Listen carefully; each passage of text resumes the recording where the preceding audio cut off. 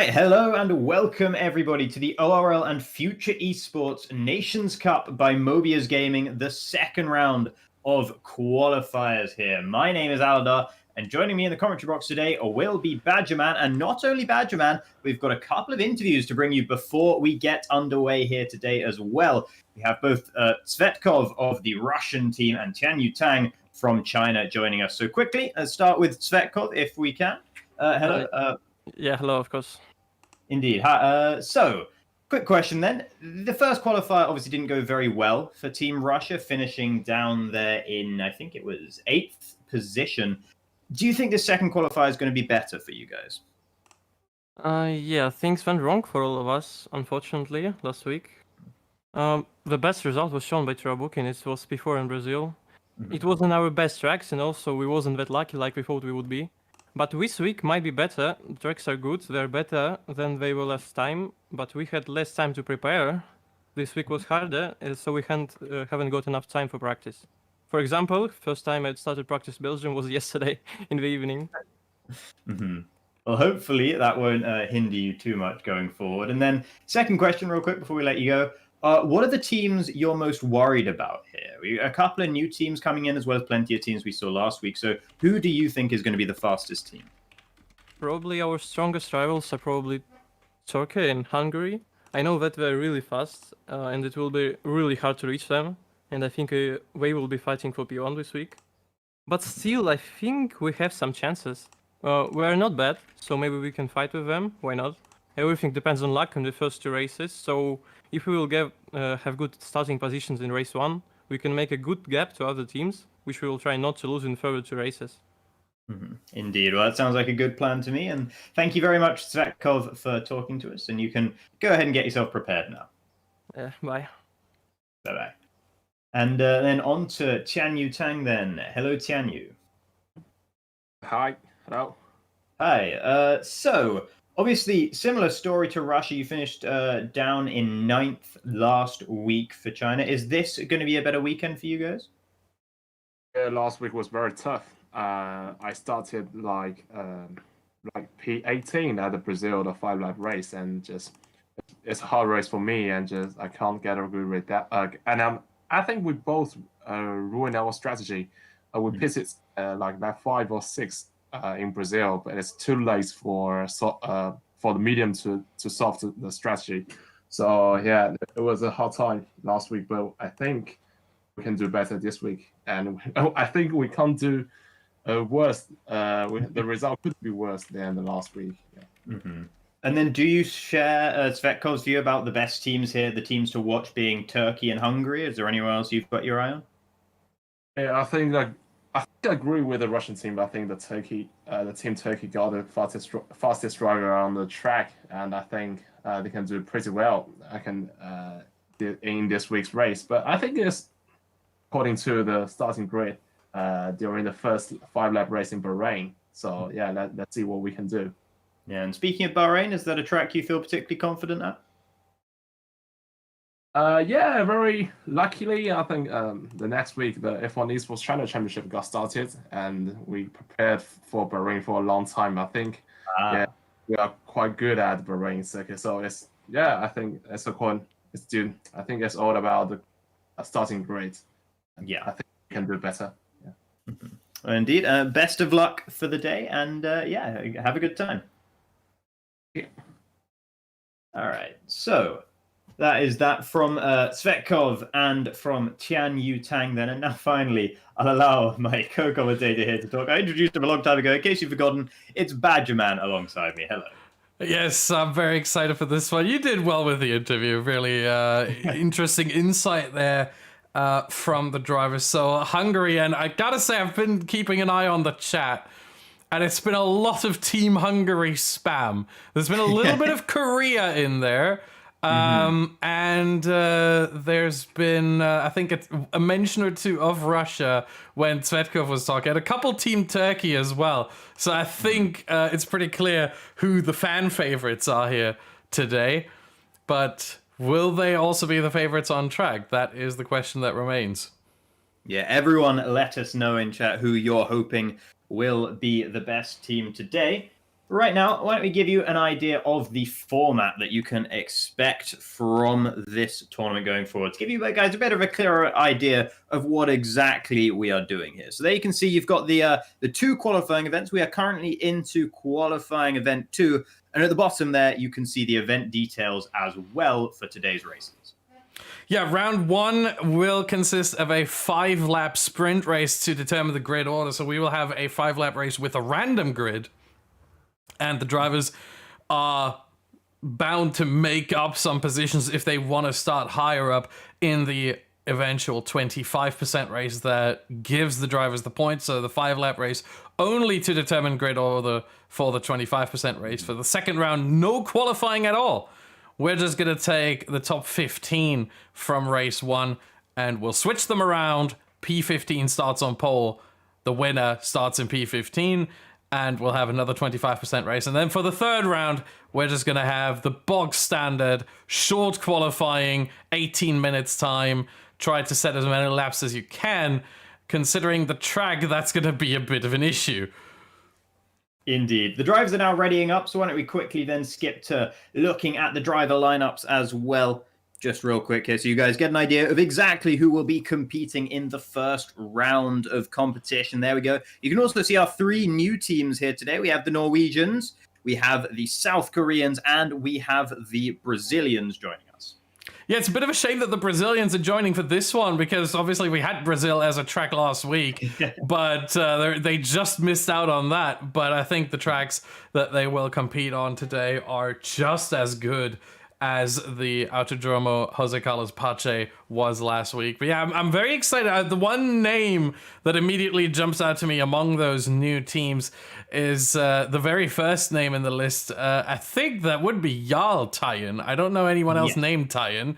So that's a name I think a lot of people do recognize from various different platforms of sim racing. Yeah. The question is, how good is he on F1 2020? We know how good he is on the likes of iRacing, R-Factor 2, you name it. But F1 is a different ball game. It's going to be interesting to see how this goes for him. Yeah, indeed. He has participated in F1 under the name of Arox from time to time as well. But the lights are now coming on, actually, for our qualifying race here. A random grid decides this one. We got Tarabukin and Lim leading the way for Russia and Korea, respectively. And then the Hungarian Bial in the Ferrari just behind. Chanakinchi has also got a very fortunate starting spot on the grid. He is up in 5th already. But it is Tarabukin leading the way. Bial already with a 2-second time penalty due to a collision with Ritchie. Ritchie has held onto it for the World X team. They are participating in those pink Racing Point cars. Yeah, it's a very good situation already for the Russians. 1 car in P1, and Svetkov already working his way up, gained 2 positions here in the first sector alone, and I think there might be more to come. But can Tarabukin hold on to that lead? And so remember, the stakes for this race is this: you need to finish high up. The person who finishes first in this race won't score any points, but they will be on pole position for the 25% race in Bahrain, which will follow immediately after this one. This is to determine the grid order for the race itself. And at the moment, that's Tarabukin who will be lining up on pole as things currently stand. But of course, there's plenty of battling left to do. Looking further down the order, there's a couple of people making up some places. Fitz for World X is trying to go around the outside of Tyen there in turn 13, but Jarl Tyen forces him off-road for the Norwegians. They both made progress. So has Hausmann just behind them as well. Yeah, there's a lot of battling obviously going on. Everyone wants to make some moves. Oz Yildirim gets a position on Ying here in the final corner. He's up to P14. He started dead last, and he's already up 6 positions. So Oz Yildirim, we saw him last event, and he had an absolute stormer in pretty much every single race. So I wouldn't be surprised if he moves up a lot more positions throughout the rest of this race.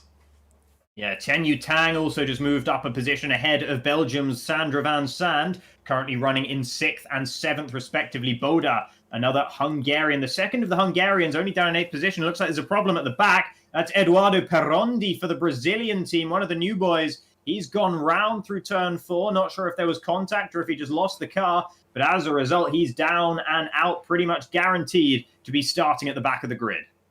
Yeah, meanwhile, people are asking, is it North or South Korea? It is Team South Korea, just to be absolutely clear here with everyone watching. It is, of course, the South Koreans participating here, as Lim, one of the South Koreans, is putting a bit more pressure on Tarabukin here.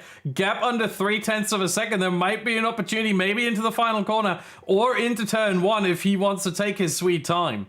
Yeah, Lim, not a driver I'm terribly familiar with, but definitely giving Tarabukin a bit of a run for their money at the moment out there at the front. Richie, definitely a driver I'm familiar with. The Dutchman driving for World X. He is a very quick guy. I've seen him racing around Bahrain recently in other leagues as well, and he has been doing very, very good stuff. And at the moment, though, it's Lim and Tarabukin who are the top two, with Richie in third, Chanakinci for the Turkish team in fourth, with Bial, the Hungarian, having dropped 2 positions into 5th. And not only that, but he has a 2-second time penalty as well. So he's going to be falling down to 8th as things stand. Lim goes for the move into turn 4. It just wasn't on. He wasn't fully alongside, but he had a look there. He wanted that position, just was not able to get it away from Tarabukin. But this isn't the last we've seen from these two drivers. And look at the whole group behind them as well. There's about 8 cars here that are in what you could consider maybe even 9, even 11, 12. There's so many. There's almost no gaps between them, and now that DRS is enabled, there might be an opportunity for Lim here down the back straight. He looks and once again decides not to go for it. I think he wants to wait for the main straight. Yeah, that would be wise. Wait until the final lap and take it into turn 1. That's going to be your best bet if you're Lim to try and claim pole position for the 25% race, which will follow this one. That's when you're going to score all the points, don't forget. Right now, though, it seems like not many drivers are making so much progress compared to the start of the race. Some people made up some places at the very beginning, but now things starting to stagnate throughout the field with these DRS trains forming. It's hard to make progress. Here comes Lim, though, looking at the rear end of Tarabukin, and he's probably not going to have a choice. He's going to have to go past the Russian. Just so much overspeed down the straight there, and Lim will make the move into turn 1, shoving off the door in turn 2. Tarabukin has to settle back down in second, but only for a moment, because they're climbing back up the hill once again, with Tarabukin going back to the inside line. Lim taking the outside, going for the switchback actually in that Williams. Lovely move from the South Korean driver. Tarabukin is still there alongside, but cannot go around the outside of turn 6. The battle continues. Into turn 8 we go. These guys will not stop battling tooth and nail for the race lead and for pole position. But right now, it looks like Lim should be able to take this one. Tarabukin back down the inside of turn 10. That's always a risky move here. And Lim has been forced out wide, allowing Richie through into second. Yeah, very, very strong defense there from Tarabukin on the inside. And then this corner, it doesn't really work well side by side. One driver is always going to draw the short stick there. This time it was Lim, who's now all the way down to 4th place in this massive train. I mean, look at this. We are on board. We're looking behind Tarabukin right now. And it's just, I see 10 cars at the very least, maybe even 11. Bial going for a dive bomb into the final corner here, battling wheel to wheel with Lim. Lim forced to accelerate on the curbing, and Tiang Yutang's going to be involved in this in the Renault as well. They're both going to get past Lim, Bial, and Tang, and it looks like Bial has just about enough to stay ahead. Meanwhile, further up, Richie is going for the race lead on Tarabukin. They make a bit of contact through turn 1. Turn 2, side by side, Tarabukin takes the racing line, but Richie is still alongside as they climb up the hill. He's got a bit more left in the overtake tank. And as a result, he's going to send one up turn 4. But Tarabukin, once again, will not be mugged, will not give up. He never says die, does the Russian. And he's desperate to try and cling on to pole for the next race. But Richie looks to have taken that position away. Yeah, great move from Richie. He had the opportunity with the DRS up the hill towards turn 4, and he made good use of it. But Tarabukin, he is a fighter. We know this from last week, and he shows it once again. So still a fantastic effort from him there to try and keep the lead. Unfortunately for him, it was not meant to be. And I think at this point, unless Richie beats himself, I think for Tarabukin, it's going to be a P2 at best. Richie up 4 positions to take the lead of this race, and with only 1 corner left to go, it looks like the qualifying race will be going to the Dutchman driving for the World X team. Tarabukin in third, Bial and Akinci going side by side into the final corner. This could be a neck-and-neck finish between the two of them. Akinci can't quite out-drag the Ferrari, and the Hungarian Bial moves into third to claim that spot on the second row of the grid before penalties relegate him down to 7th. It is Chan Akinci third, with Tianyu Tang being the other driver on the second row for our 25% race. But it is Richie and Tarabukin at the very front. And I gotta say, looking at team results here for the qualifying race, I gotta say there are 2 teams that immediately stand out to, well, 3 teams that stand out to me. World X, Richie and Fitz, P1, P10. That's a very good situation to be in. Then we have the Turks with Akinci and Oz Yildirim. Oz Yildirim started last. He's in P9 now. What a race. What a 5-lapper he's had. And Akinci in P3, starting on the second row and on the good side of the track as well. And then the Hungarians, sure, the penalty costs them a little bit here, but still, I think it was, what, P6, P7, or P7, P8? Very good consistency there with both of them. And certainly a good opportunity to move up the field together with both cars and pick off some drivers one by one. Indeed, and the game recognizing Oz Yildirim's performance there, giving the Turk driver of the day in our qualifying race, and I think I'd agree with that, up 11 positions over the course of a 5-lap race. Had the misfortune to have to start from the back, but shows that anything is possible if you're good enough. And the Turks looked plenty good enough last weekend, ended up as the 3rd place team in our first qualifier. This is going to be that then. That is our qualifying over, the qualifying race. So Richie will start from pole with Tarabukin in second, Akinci third, Tianyu Tang fourth for the Chinese team. Lim, after challenging for the lead, dropped down to 5th by the checkered flag, with Boda and Bial, the Hungarians, in 6th and 7th. Sandro Van Sand looking to start the weekend more strong for Belgium compared to the rather poor weekend last time out. He'll be starting in 8th, as Yildirim all the way up into 9th. Fitz with a good drive from 15th to 10th as well. And then you got both Germans outside the top 10, Hausmann and Parnell in 11th and 14th. The Norwegians also, neither of them making the top 10. Same story as well for the Brazilians, with Eduardo Perondi due to start from the very back of the grid. Yeah, what a race that was. What a sprint race to determine the grid order. Now we are going to take a couple moments to get the grid order in place. And until then, there are some words from our sponsors.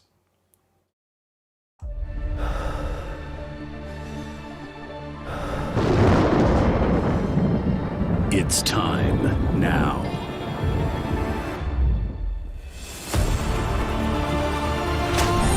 Your blood is burning. Your stamina is rising.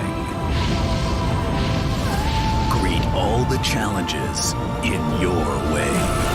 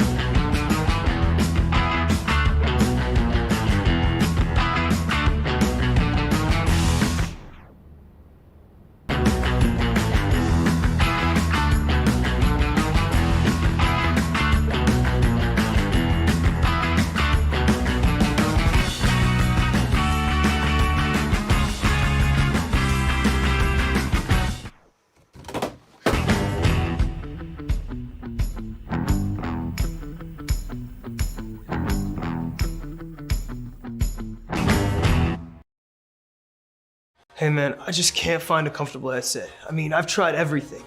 Literally everything. Jeez, my brother. I got you. The HyperX Cloud 2 Wireless. Legendary comfort goes wireless. That is comfortable. Getting the grid sorted out. We're getting it all prepared in the lobby for our first proper race of the day in Bahrain. The first opportunity for these teams to score points.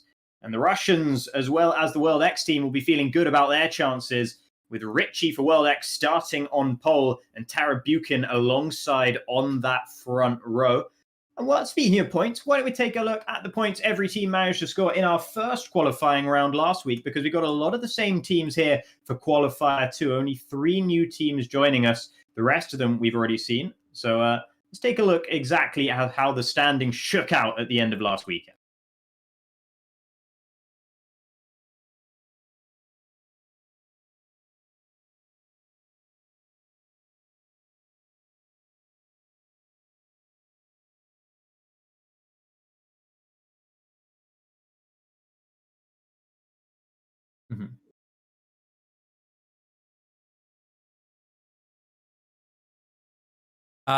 Yeah, so we have a couple technical difficulties there. I unfortunately forgot to unmute myself.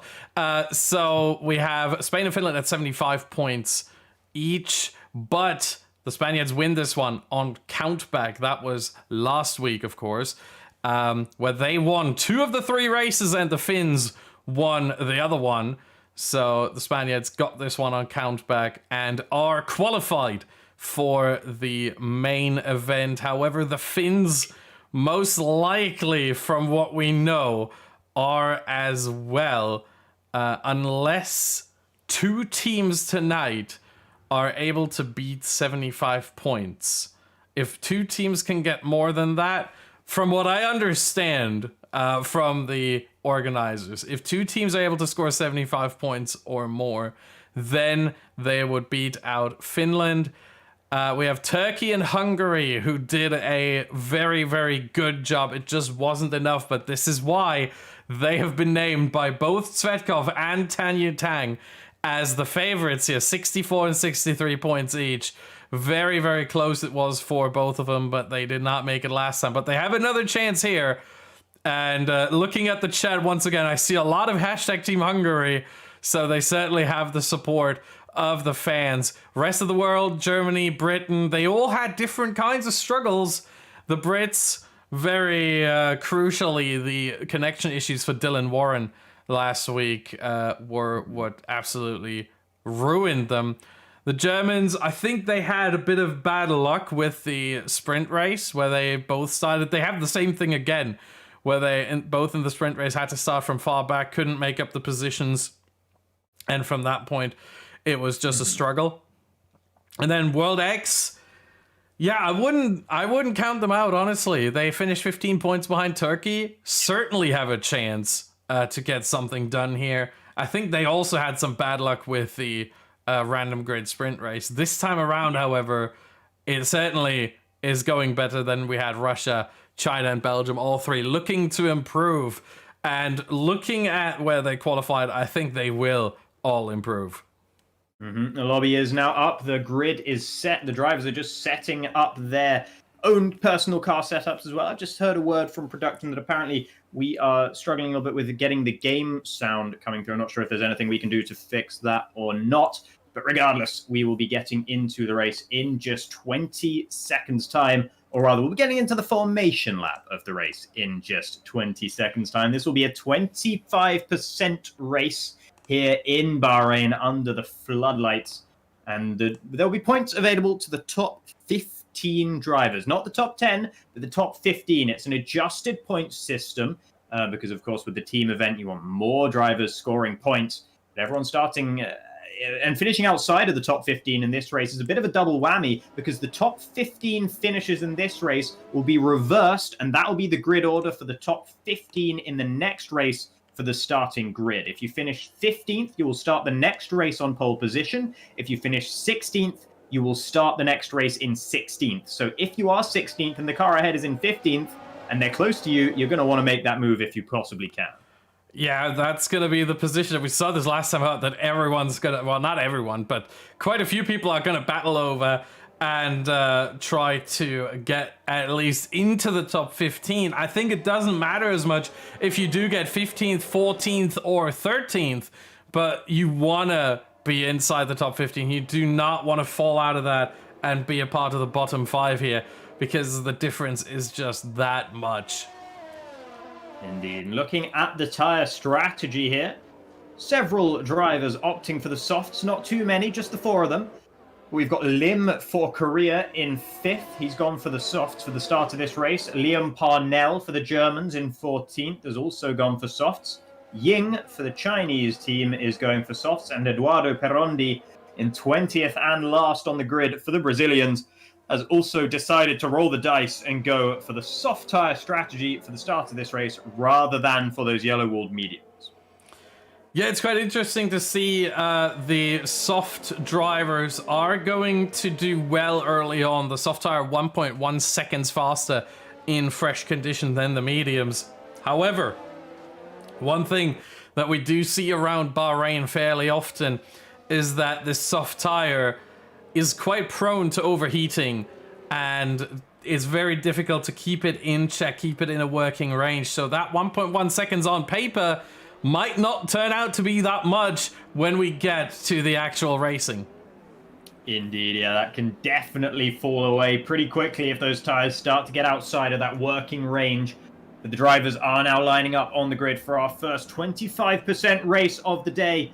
First chance for points for all these drivers, and these points could prove critical once we get to the end of the day. We saw last qualifier, 0 points separating the top 2 teams. You desperately want to be the top 1 team here as the lights are going out in Bahrain, and we are underway for the first race of the day. And Jeffrey Ritchie looks a good start off the line for the World X team, but Tarabukin getting out of his slipstream, looking for some clean air in the braking zone into turn 1, but cannot get alongside. Lim has had a good start there on his soft tyres. He has his nose cut off just a little bit by Janakinchi there through turn 2, and as a result, he has to settle back down in 4th for now, but he has made up 1 position. There's problems at the back. It looks like Jarl Tyen falling down to the bottom of the order, as well as Jan for the Brazilians, and Yildirim as well. In trouble. So many drivers. Eduardo Perondi in trouble at the back too.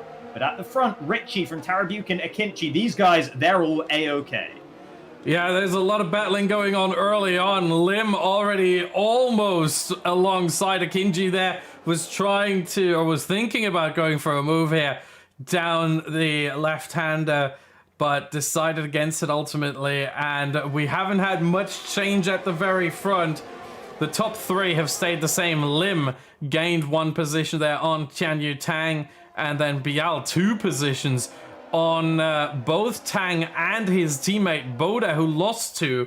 So the Hungarians going in very opposite directions here early on. It's such a shame for Ulaş's Yildirim as well, the Turkish driver driving for the Alfa Romeos here. He did such a good job to have to start from the back in that first qualifying 5-lap race and to manage all the way up into 9th, only to have a mistake on the opening lap, which loses him the position. The Germans are switching positions. We have 2 drivers into the pits. That's Tian Yu Tang and Li, I believe, or Lim, I should say. Oh, never mind. Sorry, they're not into the pits. That's just the timing tower having its usual issues. It's still Ritchie from Tarabukin, from Lim now in 3rd. I think he's managed to pass Chanakinchi into turn 1. Indeed, that is correct. So Chanakinchi falls down into 4th. Bial is in 5th. And then Tianyu Tang in 6th. Yeah, the timing tower now sorting itself out. We have to wait a couple seconds, and I think, there we go. It should be completely correct now, once again. And yeah, we have the Germans in P9 and P10. Oh, as there goes Tarabukin with a massive slide, and there's some front wing that's being kicked in the air. Was that Tarabukin's? I think it may have been. Lim up to P2, Akinci now in 3rd, and I think, yes indeed, Tarabukin left side end plate for the Russian driver is gone, so he has front wing damage now, and that will severely hurt him. There goes Bial now, sees the opportunity immediately, and goes past, pushes him off the track. That is another position. What is Tarabukin going to do? Will he pit? It's a bit early. Look at Tian Yu Tang as well, trying to go up the inside into the final corner. Tarabukin is dropping like a stone. Front left wing damage is a disaster at this circuit. Front right, maybe you can manage it, but most of the corners here are right-handers, and that means the left-hand side of your front wing is the part that does the most of the work. So Tarabukin will be losing so much time. He opted to stay out, though. He's going to keep battling away. The wing damage isn't so significant that he feels the need to come into the pits. Fitz is now trying to get past him as well. Wow, bit of rally cross there from the World X driver. And Tarabukin looking to get back around the outside, but he'll have so much less grip, so much understeer in that Red Bull. You can see how wide he's going. He makes contact with the Hungarian Boda there, who slithers past as well, and up into 7th. Yeah, I think someone needs to tell Fitz that WRX does not stand for World Rallycross, but for World X instead. I'm surprised that he didn't get a warning or a penalty for that, because it was an overtake off track. But at the same time, the game usually polices that quite well. So in this case, maybe the game has determined that he was pushed off the track and had nowhere else to go, and therefore had no other choice than to really just sort of cut that corner there and get the position at the same time. But yeah, Tarabukin, what a drama that is. And exactly the wrong side, you mentioned it, the left side does most of the work around this track. Here goes Parnell now in the Mercedes trying to find the way past. Not yet, but he's looking for it. And I think at the end of this straight, there might be an opportunity there. Look at the front. Here comes Lim for Korea, taking the race lead away from Jeffrey Ritchie, who falls down into second. Lim on those soft tires, making them work right now. Been able to pass several medium tire runners and take the win of Team Korea up into the lead of this race. Yeah, and surprisingly, both of them got DRS off each other, it seems, because they both had the rear wing open. So Lim and Ritchie must have crossed the line at exactly the same time, to the point where they both got the DRS off each other. Fantastic stuff there. Never seen that before. Wow. And now Lim might be able to pull a bit of a gap. And speaking of gaps, they both have a massive gap to P3 and Chan Akinji over a second, so Akinji should be falling into the clutches of Bial, Tang, Fitz, and Boda, and Parnell as well, part of that group. So we have our second group there from P3 all the way down to P8, and then the third group is the unfortunate Tarabukin train from P9 all the way down to P15 to Oz Yildirim, who's still hanging on, so he's still got a good chance, especially if he does finish P15. I mean, he's going to enjoy life in the second race. Absolutely. This race is definitely not over for the Russian. And so many drivers, you see, as soon as they get front wing damage, they head into the pits, no matter what. It's a little bit of damage. But the lap slower, they head into the pits. Often, it's the wrong decision, but it's made out of frustration, out of wounded. Tarabukin is doing the right thing by staying out. He's losing less time than he would if he went into the pits too early and had to make an extra pit stop. So this is smart from Tarabukin, but still, he's going to be feeling the pain of it for the next few laps at least, as now both the Germans have been able to get past the Red Bull of Team Russia. And speaking of those Germans, they didn't have a great qualifying race, but in this one thus far, up into 8th and 9th, they're feeling pretty good. Same story, though, for World X and Hungary in particular. Both of those teams in very good positions. Certainly, yeah. They are setting themselves up for some success here. At the same time, look at the Belgians, P11 and P14. They will not score a lot of points in this round, but they will score some, more than they did last time in the first event. And more importantly, they're both in the top 15. If things end this way, the Belgians are going to start P2 and P5. Yeah, and it's the Norwegians and the Brazilians that are struggling most at the moment. Rossabo down in 18th, and Jarl Tyen already retiring from this race at the end of the first lap. So Team Norway not going to be getting many points, if any, from this one. Eduardo Perondi is running around in 16th, with Jan in 19th after some opening lap dramas for them.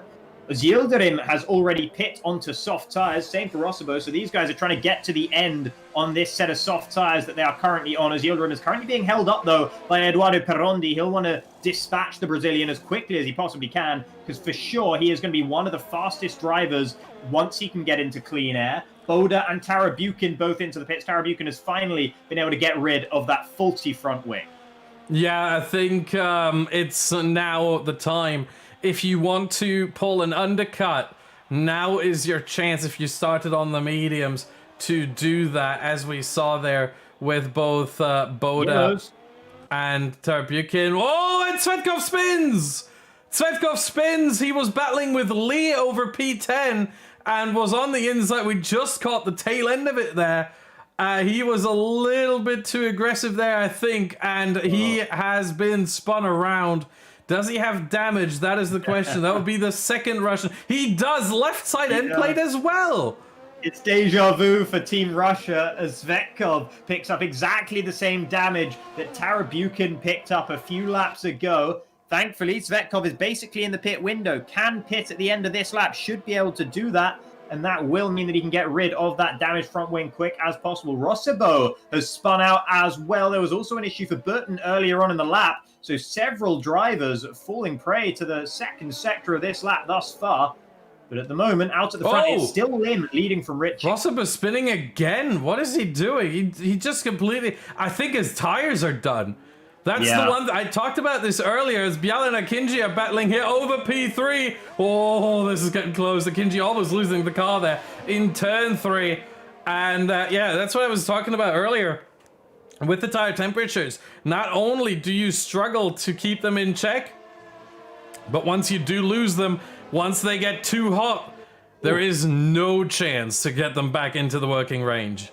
And look at Yildirim right now. He's up in 9th with a 1 or 2 lap undercut on the majority of the field. He has come out ahead of Houseman, Van Sand, Lee, Tarabukin, Yan, Ying, Svetkov, and Burton. They have all fallen behind Yildirim before the pit stops, as Yildirim was running in 15th, 16th, something like that. So the Turk has managed to pull off a mega undercut here to clear almost half the field just by pitting a couple of laps earlier. Those soft tyres are going to struggle a little bit more than everyone else's towards the end of the race, but Yildirim definitely has the pace to compensate for that. Fitz and Boda also pitted last lap. They are currently ahead of Yildirim on the road. And then 20 seconds between Boda and the front 6 drivers who are yet to pit.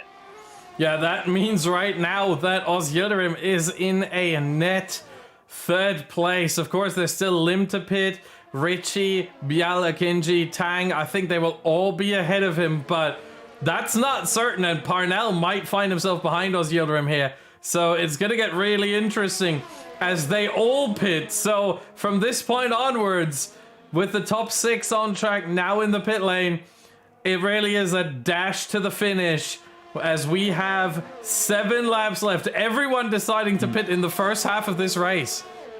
Yeah, Lim has a bit of a lead, but he'll be on medium tyres to the end of the race, and the softs of everyone else behind are going to be a lot faster. Tian Yu Tang comes out of the pits almost alongside Yildirim, but Yildirim is able to make the move stick on the Chinese driver. Tang actually managed to get past Akinci in the pit lane as well. I think the other Turk, Akinci, must have been held in the pits just a little bit, and that allowed Tian Yu Tang to get past in that scenario. Then you have Parnell and Houseman, 9th and 10th right now for Team Germany. And earlier on, I saw that Parnell was allowed to pass Houseman when Parnell was on the softs and Houseman was on the mediums. Now the shoes are on the other feet. So will Houseman be waved straight back past Parnell or not? Yeah, that's going to be the question. The team play is already coming out in full force here in race number 1. We still have 2 more to come after this. And already, because the drivers know this is a team event, we're looking at Bial here putting Richie under pressure. The Hungarians with 2 drivers right behind the double Ferrari in the rearview mirrors of Richie. He will not like that view, but he also sees a familiar face right behind those 2 Ferraris and his teammate Fitz. So maybe he's hoping that Fitz can somehow get 1 position and make life a bit more difficult for the Hungarians. Fitz really struggled out of the final corner, almost lost the car entirely, but here comes Bial really close behind Richie, and Richie's already getting past, and straight past Lim go both of these 2, and now Bial's trying to make it 2 cars on 1 straight around the outside of turn 1. That's the inside for turn 2. Richie cannot hang in alongside, and Bial gets past Lim, gets past Richie, and moves up into first. Boda still in fourth, and Lim back around the outside of Richie now. The Korean is not done yet, even on those harder medium tires, but Richie has more grip on the exit of 4, and as a result, holds on to second place. Boda still fourth with Fitz just behind. Don't forget, Fitz has that 5-second time penalty as well for speeding in the pit lane. That is not going to be helpful for the World X team in their battle with Team Hungary in this one. Akinci then just a little bit behind Fitz, having got past Chan Yu Tang, but somehow Özildirim has fallen behind the pair of them. Yeah, they are battling quite significantly back there. A lot of drivers now jostling for position. And meanwhile, at least the 2 Brazilians, remember how bad it looked at one point for them? They're now in 13th and 15th, so they would get a P1 and P3 at the start of round 2. So it doesn't look that bad after all for them. The Brazilians might have an opportunity here if they are able to keep those positions, as Tarabukin is actually battling with Perondi here over that over 13th place, apologies. Tarabukin might actually make this accidentally a Brazilian 1-2 on the grid next race. Yeah, I think he'll still want to take the position away, though. Having suffered damage earlier in the race, Tarabukin is on a recovery drive and has managed to get past 1. He might be able to get past Lee into the braking zone with a mega slipstream there for the Russian. And he does indeed do so. Lee falling behind into 13th. Eduardo Perondi down to 14th as well. Lee's not quite done yet in that Williams, though. He'll have a look back up the inside of turn 4 alongside Tarabukin. They make a little bit of contact, but I don't think any front wing damage for the Williams. And Tarabukin stays in 12th for now. Yeah, lots of battling. I love these 25% races because they give the drivers a bit more urgency. You have to get moves done quickly. In a 50% race, you can pick your battles, you can pick your spots. You can choose, okay, I'm going for this, I'm not going for that. Here, you only have 14 laps. The whole race is about 75 kilometers long. As Fitz and Akinci, I think, made a bit of contact there. And again, they're making contact. Akinji's trying to find a way past, and now he may have the run here. Gets past, but that means he will not have DRS. Or will he have DRS? No, he's over a second behind Boda. Neither of them have DRS, and both of them are completely out of battery charge. Same story for Chan Yu Tang behind, though, and Özildirim's not in position to take advantage of that fact. So we're going to see these cars battling again. Look at Fitz with the bravery to the pit wall on the inside there. Chan Yu Tang's not close enough, and Fitz regains 5th position. Frustrating for Chan Akinci, who just wants to get past. Meanwhile, further back, Akinchi's teammate Özildirim is starting to fall away now on those older soft tires. Houseman's been able to get past, but Özildirim battling back once again. Up towards turn 4 we go. They make a little bit of contact as Houseman attempts the switchback, but couldn't get his nose clear of the rear end of Özildirim, and as a result, the Turk holds on to 8th. But it's only a matter of time, you have to feel, before the Germans make their progress past the Turkish driver. There's a lot going on here. We still have 3.5 laps to go, and we don't really have much of a battle for the lead. Richie just staying within that 1 second range and keeping the DRS. Lim, however, on those medium tires, he is struggling. Boda should find a way past rather shortly, and I'm actually going to switch to that. We have a car being lapped. That's Rossabo, as he, I think, left the session and still hasn't rejoined. So that is an AI Haas driving around. Very unfortunate for the Hungarians there in general. Tying out in lap 1, Rossabo 19th out of the 19 remaining.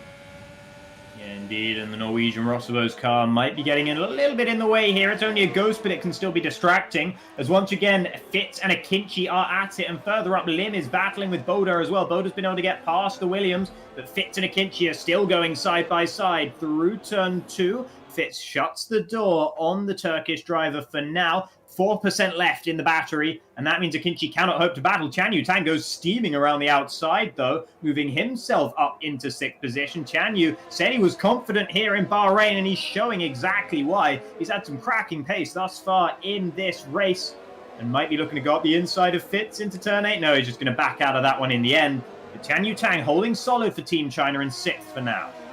Yeah, and just looking up the order a little bit further, Bial and Boda, look at that. Team Hungary P1, P3. If Boda can somehow bridge the gap to Richie, I don't think it's likely, but maybe, just maybe, it might happen as Tang now goes past Fitz on the back straight there, and Akinci tries it as well around the outside.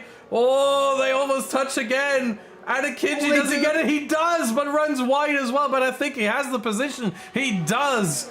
And now he's hunting after Tianyu Tang, who just mugged off the both of them in 2 different occasions.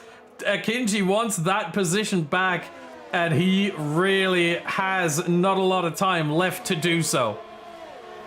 Indeed, and Fitz now will be struggling with that low battery percentage. They're all solo. They've all been battling tooth and nail. If Houseman could just catch up to them, he'd be able to make progress through them, I'm sure. But the German isn't really close enough right now, as Yildirim and Parnell are battling over 9th and 10th. Those fresher medium tires working out now for the Mercedes of Parnell, which is able to dispatch Yildirim, whose recovery drive has been up and down and up and down. Currently, though, he's down into 10th and has Sandro Van Sand for Team Belgium all over his rear wing as well. Yeah, I'm just looking at the front here. Is Richie going to be able to mount any kind of attack on Bial, or will the Hungarian driver make it a 1-3, a double podium with a win as well for the Hungarians? And of course, we have to look at Lim as well. His tires should now come into a good rhythm and should be able to outpace these softs, considering once again the temperature issues that the soft tires tend to have after a long stint, whereas the mediums are very stable around this track. So Lim maybe with a chance to ultimately still get a podium after having the lead then falling off at the start of his second stint. What a result that would be for Team South Korea as well. I don't think many people would have had them on their radar going into this one, as Lee picks up a time penalty just as I'm talking about how well Team Korea are doing. But nevertheless, here comes Lim on Boda down towards turn 1. The Hungarian throws the defensive shape, but it's not even close in the braking zone. You can see the overspeed the Williams has, and Lim moves up into 3rd, has more left in the battery pack as well, so should be able to continue to defend from Boda as they climb up the hill here. And Lim will make that move into 3rd place stick. Lovely driving from the Korean. And then you got Boda and Tang following just behind Akinci, also still very much involved in this battle. Fitz is falling away, though, for World X. Yeah, and he's not the only one falling away for World X. Richie as well, over a second to Bial. So it seems like it's almost safe there for Bial to get that win and get himself 25 points for Team Hungary. And Boda adding to that tally even further. Not a podium, but a 4th place. Certainly a very strong result for the Hungarians here to start things off. And this is so important. We've seen it last time out. It's so important to start things off on the right foot. The Spaniards were the ones who won the first race on the first event. They ultimately won the whole event, and they went through to the finals. Can Hungary do the same? Well, it looks like they're starting off in the best way possible as Bial takes the checkered flag in Bahrain to win for Hungary, with Richie for World X coming home in 2nd. And what a drive from Lim for South Korea on the Contra strategy, managing a podium with 3rd place. Boda rounding out a great result for Team Hungary there in 4th, and Tianyu Tang with a very solid result for China in 5th.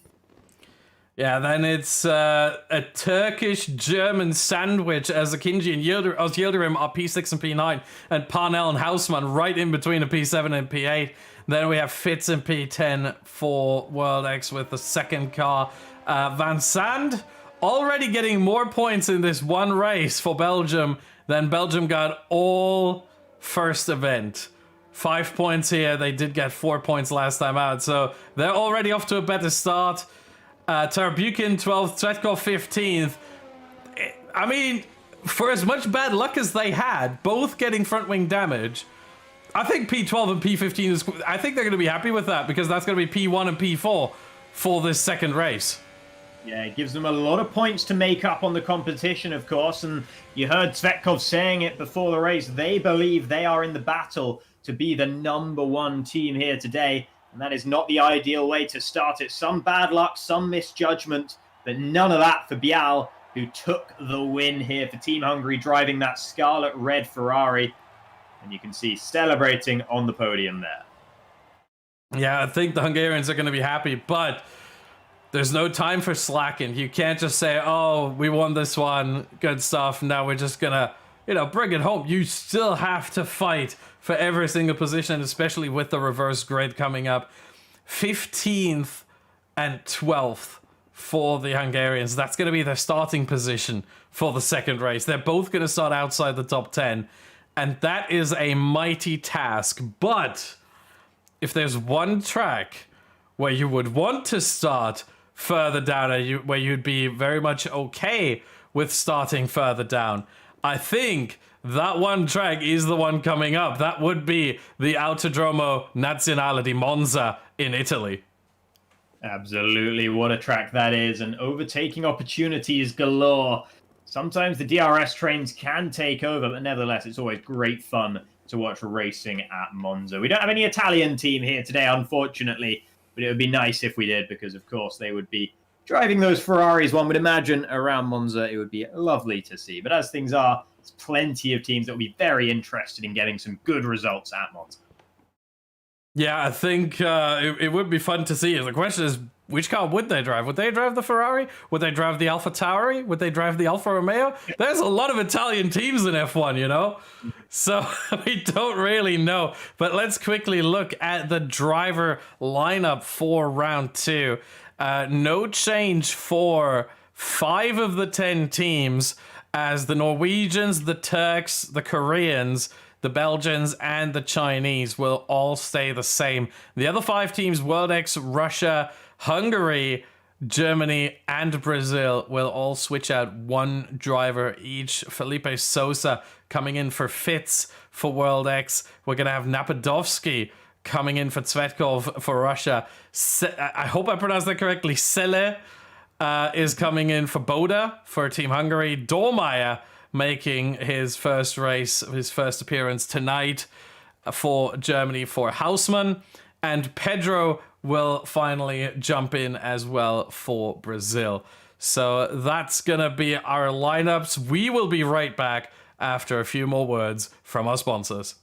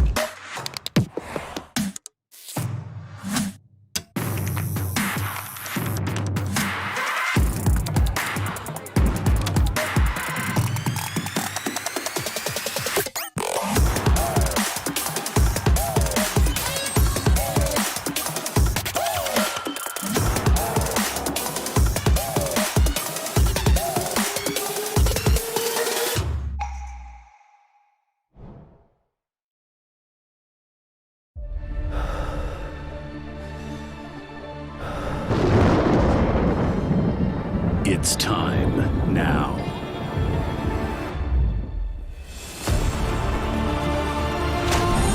Your blood is burning. Your stamina is rising. Greet all the challenges in your way.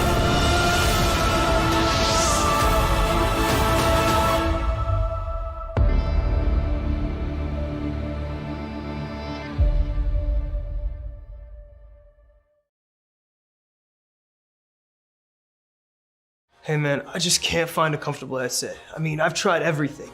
Literally everything. Jeez, my brother. I got you. The HyperX Cloud 2 Wireless. Legendary comfort goes wireless. That is comfortable. Welcome back again, everybody. We're just setting up the reverse grid for our second race of the day at the Autodromo Nazionale di Monza, and the drivers are switching their teams as well, making sure everyone in the lobby is here who's meant to be the substitutes coming in for various teams. And while we're waiting, why don't we take another look at the format for the event here today? And by the way, my name is Aladar, and joining me in the commentary box for all of today is Badgerman. Yes, let's look at the format. We had qualifying event 1 last week. That's already done. Spain has already qualified. Finland got P2. They're in the loser pool, as it's called here. I would say the lucky loser pool, because they might still make it. Then we have qualifying event 2 here tonight. The Hungarians are currently leading after a dominant performance in Bahrain. Second place, I think we're going to have to wait for the calculations, but I'm pretty sure it might actually end up being World X after a P2 and a P10, I think it was, for their 2 drivers. So they might end up being second place overall. And whoever gets the most points out of these 2 second place teams will also move on to the finals. The bar was set pretty high by Finland last time around, who scored 75 points and were actually tied with Spain. Let's quickly look at the whole standings from event 1. There it is. 75 points for both Spain and Finland. Spain winning it on countback.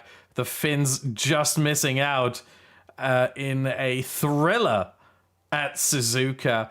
And yeah, I think 75 points is going to be hard to beat for a second place team, but it's not impossible. And so we are going to have to wait and see what unfolds here tonight.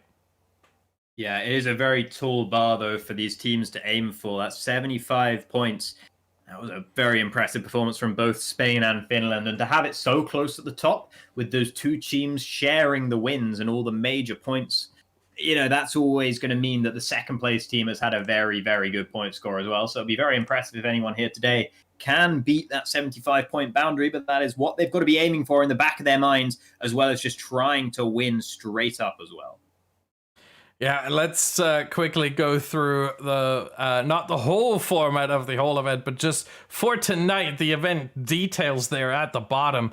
Round 1 already done. We just saw that around Bahrain. Round 2 coming up. Reverse grid from round 1, at least reverse grid for the top 15. 16 to 20 will start the way they finished. Exactly, we're going to have another 25% race, and then round 3 will be a short qualifying 18 minutes of time for every single driver to set a lap, and then a 25% race around Belgium. 11 laps, that's only going to be, but we all know how long the Circuit de Spa-Francorchamps is.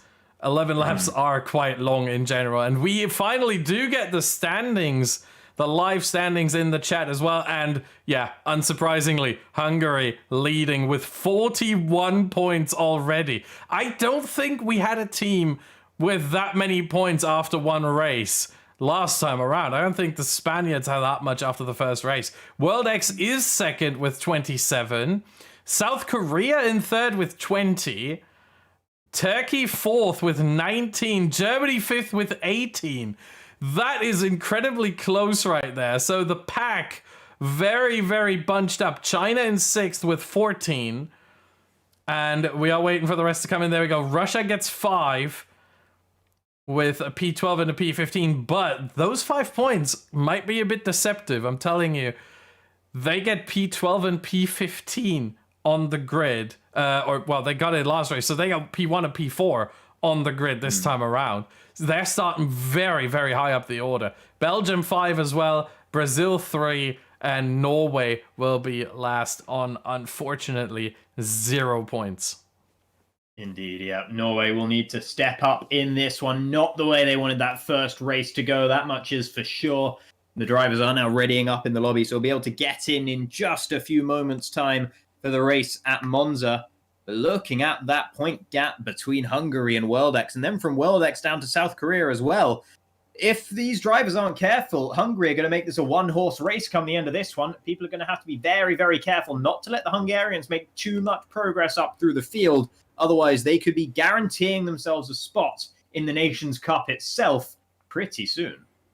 Yeah, and honestly, I personally, as much as, you know, we have all the fans of Team Hungary, it really would be a shame if Hungary does not qualify, especially because we also obviously have the support of Future Esports here as well, a Hungarian esports organization that helped us organize this event. We want to thank them very much for that. So honestly, with the support that the Hungarians see in the chat, it would be a shame if the Hungarians do not make it through. And right now, I mean, this is the perfect stepping stone from which to jump into the main event.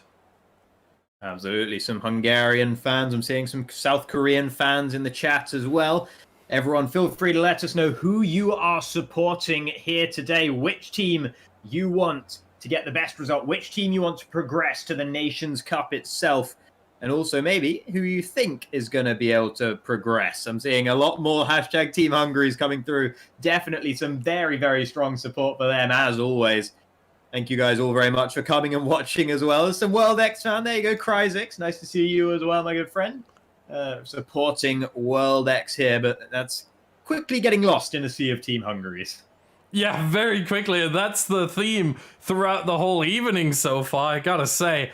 I think if we were to count all the messages, I think there were more messages that contained hashtag Team Hungary than we had messages that didn't contain hashtag Team Hungary. So it really is that much, but we are now getting ready for the formation lap here around Italy, around Monza. And once again, we see 4 drivers on the soft tire, the rest all on the mediums. I did see a question there in chat before. It was eclipsed by hashtag Team Hungary's. The UK team has not elected to compete in this second qualifier here. So as much as they had a lot of promise based on qualifier 1, where it could have gone a lot better for them, they have not been not decided to take part in this qualifier, and as a result, they will not be able to make it to the Nations Cup itself. But let's take a look at the drivers in this race then, who are on the soft tyres. We've got Napadovsky starting from pole. Didn't see him in race 1, but he's going to be flying the flag for Russia at the very front. And Piana for Brazil. I think the graphic said it would be Pedro, but it is Piana instead, who is starting then in P3. Also on soft tyres. And then we've got Ying and Rossibo for China and Norway in 17th and 19th respectively. They are both also opting to start the race on those soft tyres. Literally every other driver is going to be on the mediums. Yeah, and for Napadovsky, it's going to be incredibly crucial to not get overtaken by Lee into turn 1 or on lap 1 in general. Gap between the softs and the mediums, almost 9/10 of a second. Remember, we only have 11 corners around this track. Very fast. Tires not as much of a factor, but still 8.5 to 9/10 of a second here in fresh condition between the softs and the mediums. And the softs also last quite a long time, as they can take 9 laps around here. Oh no, actually they can take 13 laps, so they can actually go the whole race by itself. If it was allowed, the drivers could do that. But that's going to be interesting in terms of strategy. When are the medium runners going to pit? Probably very early. When are the soft runners going to pit? Probably at the halfway point, because the undercut is just so strong that you do want to get rid of these soft tires at some point. And the medium runners, I wouldn't be surprised if we see some of them come into the pits at the end of lap 1 or 2 without any damage or anything like that.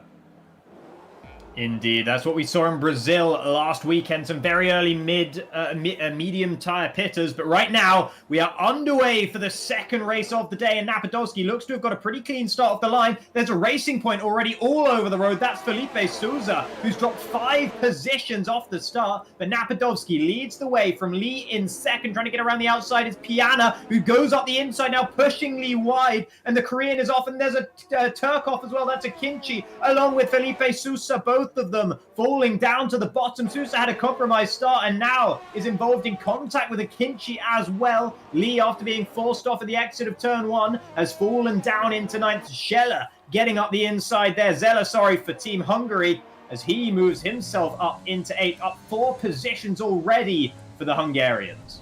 Yeah, and it's crucial right now for Piana that he's in P2 on those soft tires, that he got past Lee. He won't care how it happened exactly. He's just happy he's got some clean air in front of him. Napadovsky already pulling a massive gap there, and then behind him all the medium runners, so he can really make good use of these soft tires and really try to pull away. Yeah, and with Tarabukin in third, theoretically, Tarabukin could just try and hold up the rest of the medium runners behind him. As long as he's fast in the right parts of the track, he can go slow through the Lesmos, for instance, and hold people up a little bit. Thinks about putting. He actually, through the dummy there, almost went into the pits.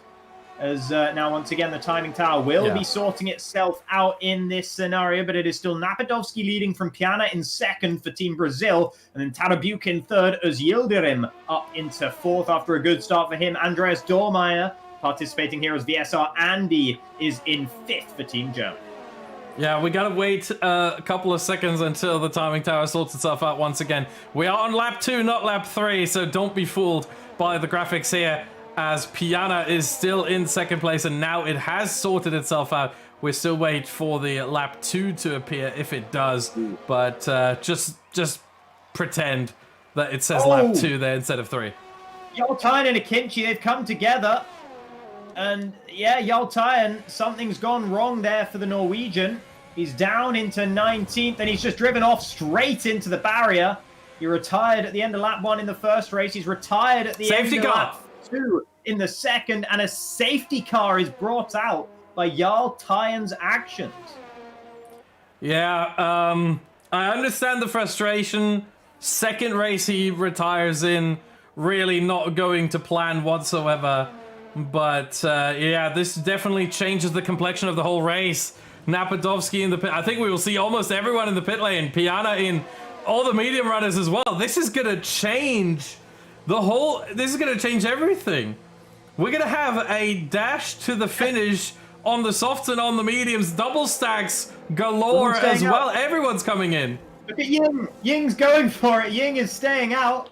And the Chinese driver is into the lead of the race on a set of soft tires. You're running around in 16th anyway. Why not give it a go? See what you can do and stay out. If you do the same as everyone else, you're just going to fall behind. But what this does mean as well is a lot of these drivers will be losing out in the pit lane. So we've got to try and keep an eye on that, as Yildirim has gained positions. Tarabukin has lost out due to having to double stack with his teammates. Same for Parnell, who falls down into 10th. The Hungarians, it hasn't suited them. 9th and 11th for them. Lee has fallen all the way down into 17th for Team Korea. So that's shaken up the order pretty significantly. Tan Yu Tang has also lost out in a pretty major way.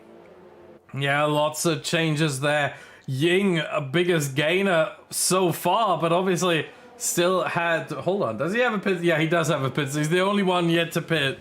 He was the only one to not use this safety car period. And yeah, I understand the whole concept of just don't do what everyone else does if you're that far down the order.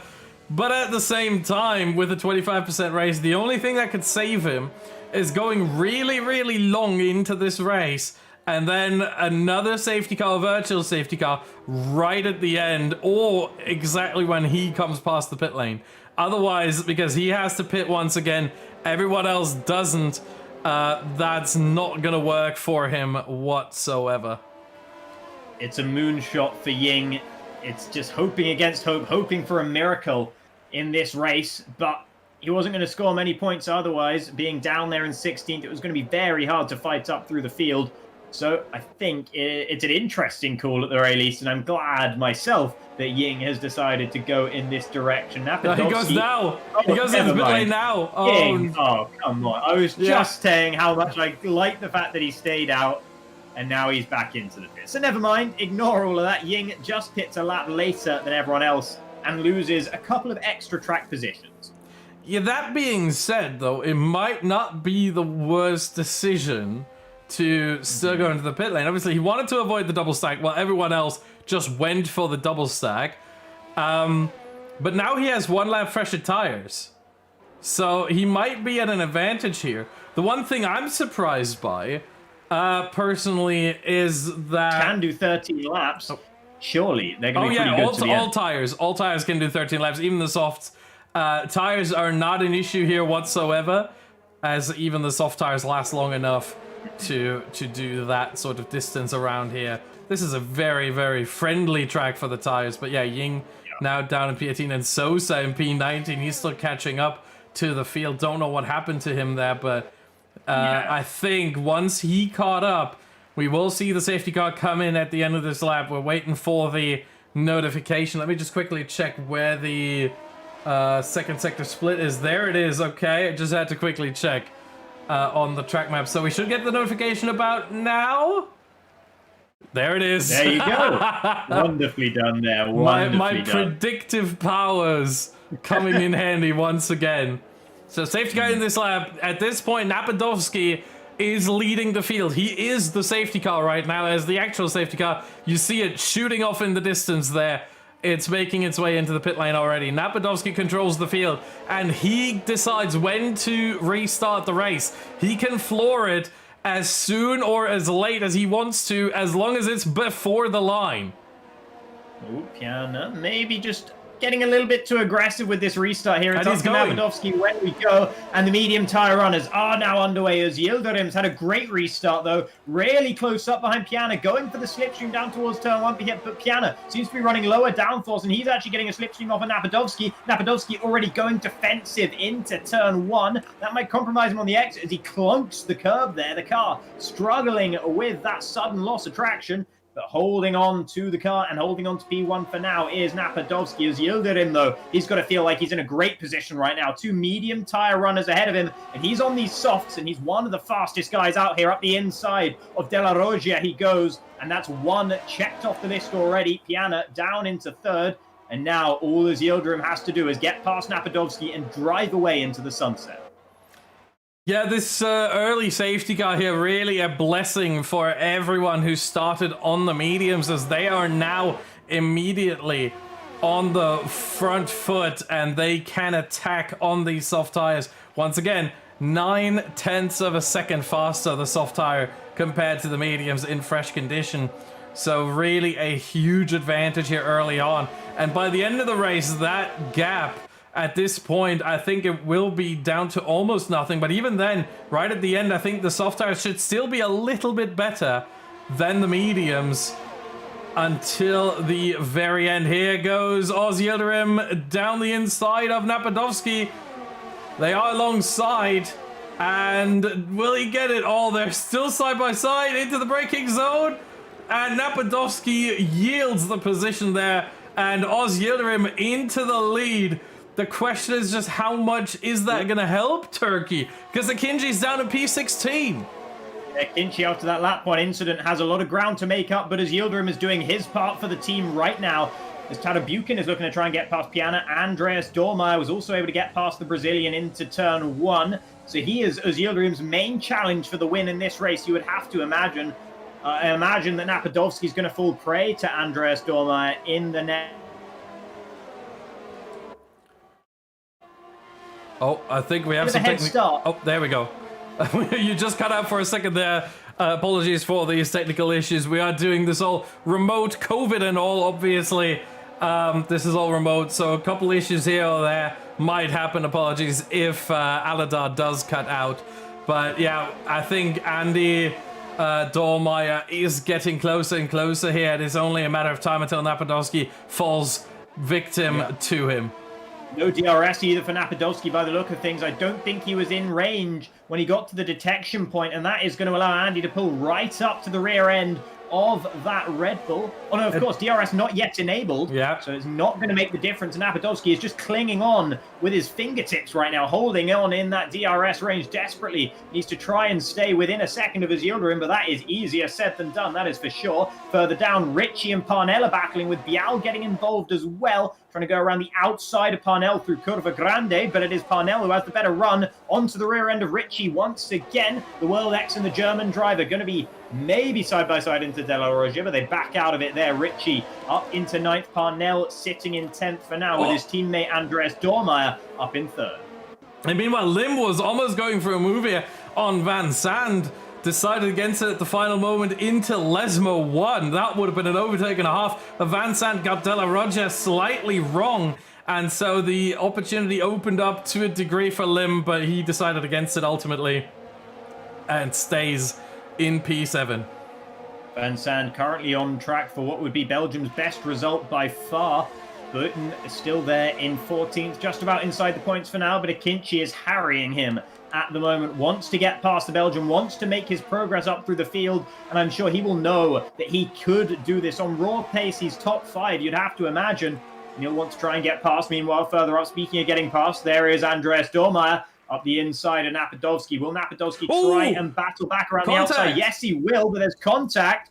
But I think that's all okay. In the end, Napadovsky just falling down into third. Tarabukin is now the next car down the road behind him. Yeah, still a good result for the Russians so far. P3, P4. I think they will be happy after the issues they both had in Bahrain. They're gonna like this very much here, and they will push themselves up the order a little bit more in the overall standings. But yeah, the question is it gonna be enough?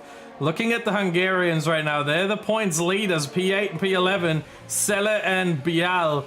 And they're both in positions where they could potentially make some moves further up the order. Bial has a couple of cars very close to him there in front with Parnell and Ritchie. In fact, Ritchie might be going for a move on Selle here into Ascari. Oh, he's still got his nose in there. This is going to be tricky. They're still side by side.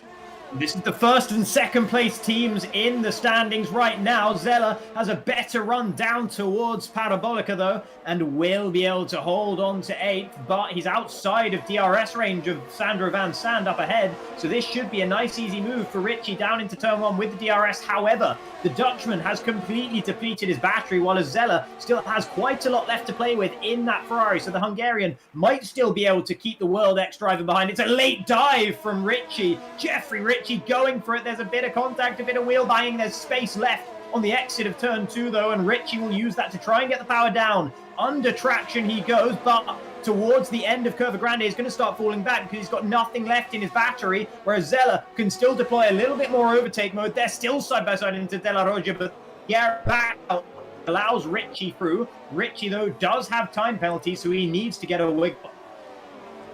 Yeah, what a battle that was between those two. For a second, I thought through Curva Grande that one was going to squeeze the other off the track there. We've seen that in real life before, and it wouldn't have surprised me, but they kept it fair and clean. But look at this whole train behind Ritchie. Let's go on board, look back. Look at this.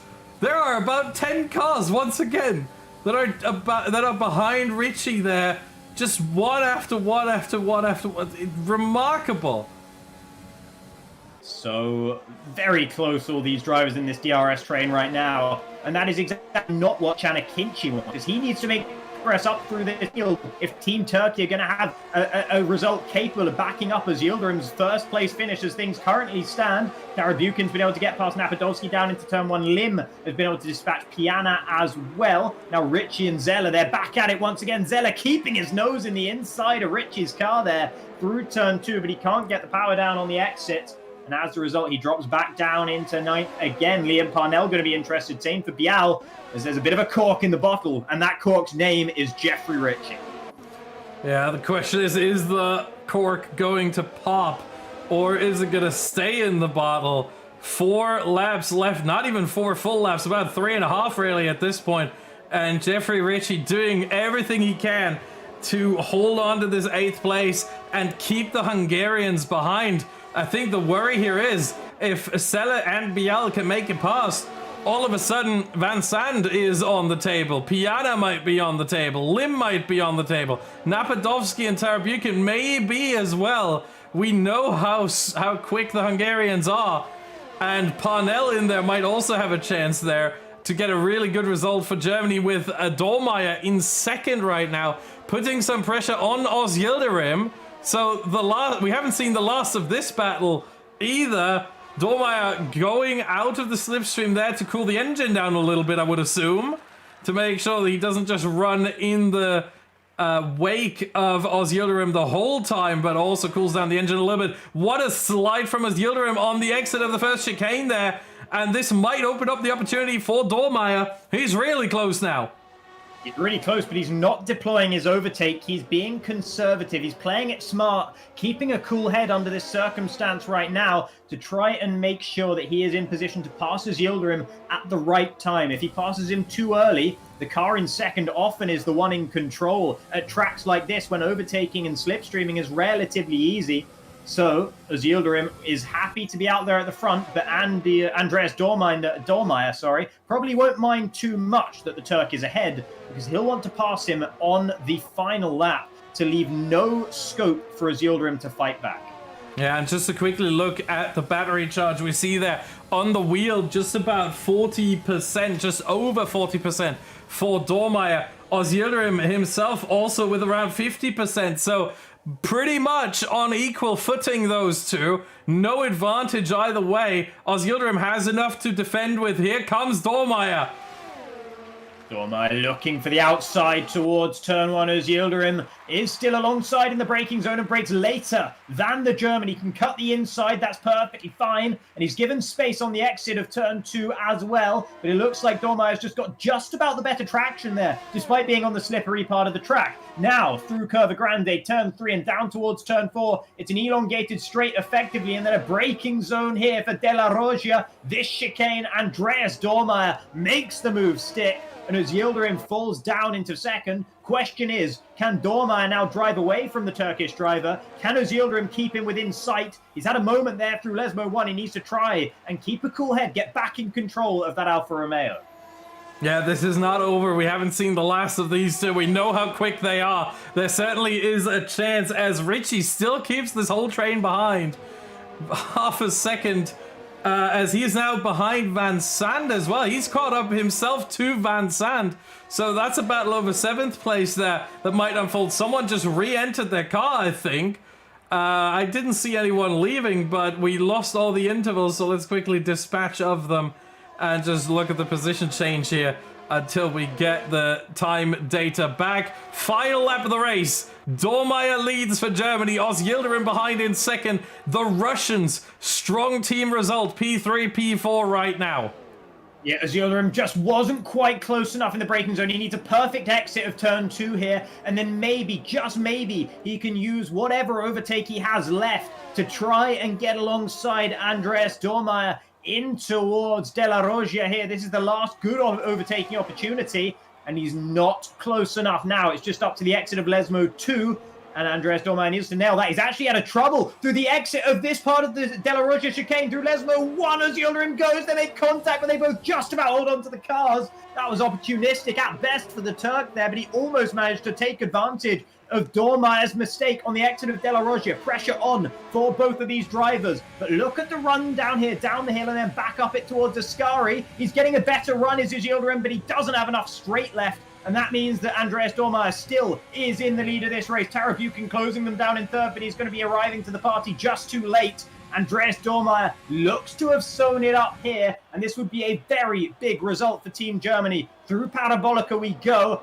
And he just needs to make sure he doesn't lose it on the exit of this one. Calm, collected is the German as he heads up to the checkered flag to take the win for Team Germany in the Mercedes, with Ulaş Yildirim managing P2 for Turkey. Tarabukin makes P3 for Russia, with Napadovsky making it an all-Russian second row in the finishing order. Piana holds on for 5th for Team Brazil as well. Big result for them. And Lim 6th for South Korea. Yeah, the Hungarians, meanwhile, leading the event so far after one race. P8 and P11 for Sele and Bial. They had, obviously, the unfortunate starting positions at the start of the race. Let's just quickly show where they all started or how far they moved up. Sele in P12, Bial in P15, so they both made up 4 places. Actually, pretty good results still, considering that. But the question is whether they will hold on to this lead, or whether we see... probably we won't see the Russians moving up, because they only had 5 points from the first event. The Germans, however, they weren't that bad in the first event, so they might actually make up these places. If I remember correctly, they had about 18 points coming out of the first event. I don't think they'll have done enough to close down the Hungarians all the way, They might be moving up into second in the standings. WorldX, who was the team in second, had a very poor race in the end with Felipe Sousa having that really poor start, that moment off the start line where he almost lost control of the car under traction. And then in turn 2, got together with Chanakinchi, didn't see the incident, can't apportion blame, but both of them ended up in the gravel trap. And then meanwhile, Richie had a pretty solid race in the points, but with a penalty. And I'm sure he would have lost out several positions as a result of that. Yeah, he finished P10 ultimately, so only 6 points for him there in that race. So for WorldX, bit of a struggle there, but it is Andreas Dormeyer who gets the win for Germany. Ulaş Özyıldırım, second place for Turkey, and the Russians, very strong result. That will keep them at least in the hunt. It will keep them in contention. The Brazilians, after what was a not so great first race with P13 and P18, now they got P5 and P13, so definitely a lot better. And then Lim for Korea and P6. Belgium, best result from both events so far by far. You mentioned it earlier, P7. The best before was a P11, and that was Van Sand in the first race. So Indeed. Definitely a strong result. Hungarians, what is that, 5 and 8? So they will get 13 points here from both drivers combined. That might open up an opportunity for the Germans, actually. I'm trying to calculate right now. That's 32 for the Germans. So they gain 19 points. And they were only 23 behind the Hungarians. So between Hungary and Germany, we have a gap of 4 points now. Yeah, it's definitely shaking things up in the order this race. That's something that a reverse grid will always bring you as well. Keeps things interesting going into our final race of the day, which we'll be able to bring you shortly here as well. 3 races, of course, making up this qualifying event. The top 1 team, the team with the most points, will be guaranteed qualification to the Nations Cup itself. And the team in second needs to beat 75 points to also qualify. Indeed, as the drivers are getting ready. Let's just quickly look before we get to some more advertisements, some more words from our sponsors. Let's just quickly look at the lineup for race number 3, as once again, 5 teams change their lineups and 5 teams keep it the same. Norway, Turkey, Korea, Belgium, and China, once again, not changing a thing. And we have WorldX now bringing in Neuberger, the Austrian, to have his first event here tonight. Svetkov for Russia making a return, this time replacing Tarabukin, so that all 3 drivers for Russia will have had 2 races each. Boda coming back for Hungary, this time replacing Bial. Hausmann for Germany coming back in. And we have Perondi making his return for Brazil. And with that, we will be right back. Do not leave. Do not miss out on the action. The decision, who will qualify for the ORL Future Esports Nations Cup by Mobiuz Gaming. We'll be right back.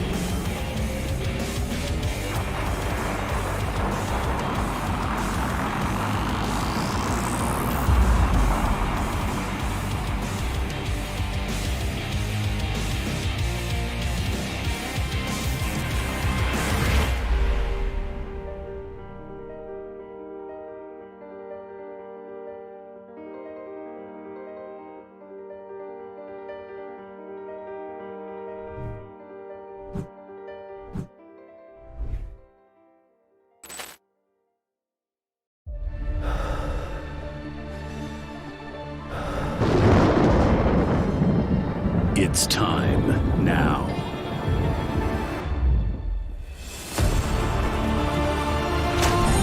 Your blood is burning.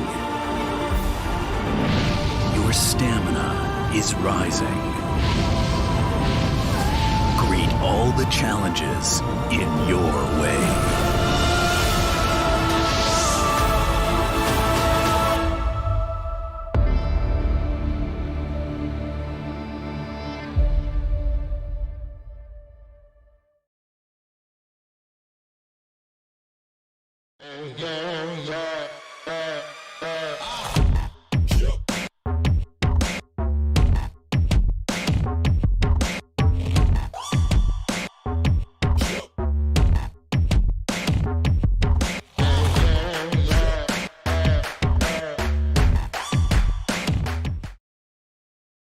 All right, welcome back once again, everybody, to the ORL and Future Esports Nations Cup by Mobiuz Gaming. This is the second qualifier we are bringing you here today, and we are about to enter the third and final race of this qualifying section. My name is Aladar. I'll be your lead commentator for this final race, and alongside me, doing the analysis, doing all the clever brain work, is Badger Man. Yeah, we are heading to, I think, one of the favorite tracks for all drivers, pretty much. We are heading to, in terms of length, what I can only describe as the monstrosity. It is the Circuit de Spa-Francorchamps, 7 kilometers long. Over a kilometer longer than any other track in Formula 1, and 19 corners. 11 laps only, but with a lap time of around 1 minute and 45 to 1 minute and 50, those are pretty long laps. Very important to note here, once again, it will be soft to medium. The soft tire will not last the whole race like it did in Monza. It will last about 9 laps. So I think if you pit lap 1 from medium to soft, that might be a tad bit early. Lap 2 might work out. Lap 3 is probably the safer option there. So for medium starters, I think we would expect the pit window to be between lap 3 and lap 6. With soft runners, I think we could expect them pretty much around the same time, maybe even earlier, because the medium lasts 14 laps, so more than the whole 25% race that we're going to have. Also important, 0.6 of a second only, despite it being such a long lap. Only 0.6 of a second between the softs and the mediums, so there is not that much difference between the tires. And we are now waiting for the live standings as well. We're waiting, of course, for the lobby to be set up, but also for the live standings. And once again, let's just show the results from last week. That's how we finished last time around. Spain qualified for the Nations Cup. Finland still hanging in the balance. They are second right now. They are waiting. If someone else can beat 75 points, if 2 other teams can beat 75 points, P1 always goes through, but P2, if they beat 75 points, they will also go through and beat Finland. Otherwise, it will be Finland going through to the main event. Then we have Turkey, Hungary, both very promising last time around. This time we get the live standings in just a second there. The ORL account is getting ready to post them as it's completely being drowned in a spam of Team Hungary. Of course it is. Don't spam, but yeah, make your voices though, just don't spam it. One person too much, you know, if everyone says it once, I think that will be enough. But yeah, we have rest of the world, World X as we call it here. 49 they had last time. Germany 48. I think they've already beaten that. I think they are sitting at 50 right now, if my mental arithmetics are correct, which I hope they are. We will find out in a second as soon as the live standings are being posted. Okay, lesson learned: do not tell people not to spam because they will spam. Yeah, that's the reverse psychology, but being misused in this instance. So, yeah, hopefully we'll be able to bring you those standings in just a few moments' time while the drivers all get set up here. But yeah, remember that 75-point mark, that's what these teams will be aiming for, aside from just the top 1 position. As the drivers are starting to ready up in the lobby as well. So we should be getting into that in just a moment's time. There you go. You see the spam officially endorsed by our moderator there, Yasparek, also known as Calcifer. So go ahead, feel free and we'll let you know. We're going to read out the standings. We've got them here for you. So, Team 1, first place, is still Team Hungary with 54 points. In second, we have Team Germany with 50, just 4 points behind. Third place is Team Turkey with 44. They're still very much in the hunt. Same story for Team Russia, who are fourth with 39. Fifth is World X, along with South Korea. Both of these guys on 33 points. Brazil in seventh then with 20 points. Belgium in eighth with 17. China in ninth with 14. And Norway in 10th and last, still sitting on 0 points. Yeah, I think this is going to be interesting. This is a completely different distribution to last time, where we really had about 2 teams that were sort of running away with it. This time, the gap between Hungary and Germany, 4 points. Between Germany and Turkey, however, only 6 points. And then still, between Turkey and Russia, only another 5 points. So everything getting really, really close there as qualifying has started already. So let's quickly... everyone is going to be on the soft side. I don't think we need to show the mini-map. I think for this one is going to be important to see where drivers are, so we can catch them when they finish their laps. But yeah, I think this will be interesting. Such a long lap, so many opportunities to get things wrong. And speaking from experience, I have commentated plenty of races on this track before. It still gets very close even after 7 kilometers. Yeah, indeed. It can be very, very close indeed. You mentioned the differential between the tyres, only about half a second or thereabouts as well. On such a long circuit, that is insanely close. So, yeah, definitely plenty of strategies these drivers could opt for in this scenario. Only 19 drivers in the lobby this time. I believe one of our Norwegian competitors has had to bow out, so it's just Jarl Tyan flying the Norwegian flag for the Haas team. But they were already on 0 points anyway, so I don't think Team Norway could have made a charge. As much as they would try, they're not capable of getting 75 points in one race. Yeah, they're not. I mean, they're not capable of getting 50 points in one race. Even if Hungary and Germany both get zeros, you know, they still need 50 points to get at least second. And you can't get 50 points with one driver or with 2 drivers in one race, as the winner gets 25, and I think second gets 21, if I remember correctly. So that would be 46 for both drivers combined. That is the maximum haul one team can get here. So yeah, Norway already mathematically eliminated. And I think, I would have to run the calculations, but I think China, Belgium, and Brazil are basically all but eliminated as well. I think there's not much of a mathematical chance, because you got to remember as well, only 5 teams, 5 drivers, sorry, only 5 drivers get no points at all. Everyone else gets at least 1. So even if you have a lot of drivers, you know, further down the order, they're still getting some points. Yeah. And that is going to ruin it a little bit for the likes of China, Belgium, and Brazil. But I'm going to say this as well. Belgium has significantly improved, as we see once again the slipstream games. Look at that. We had it last time, but we see it again. Teams have learned the lessons from the first event, and they are using the slipstream tactic to good effect as well. Now the, now the World X driver, that was Neuberger, pulled out of the way for his teammate Sosa. The Alfa Romeo thankfully letting them by. Dirty air certainly can ruin a lap as well. It's not super noticeable, but the drive... Oh, that's a massive slide there for Sosa through no-name corner. Yeah, absolutely. Some slipstreaming going on from both the World X and the Russian teams, and maybe a couple of others as well. I think the Hungarians might have given it a go. Those 2 Ferraris pretty close out on track. I think Zeller would have given that slipstream to Boda on this lap.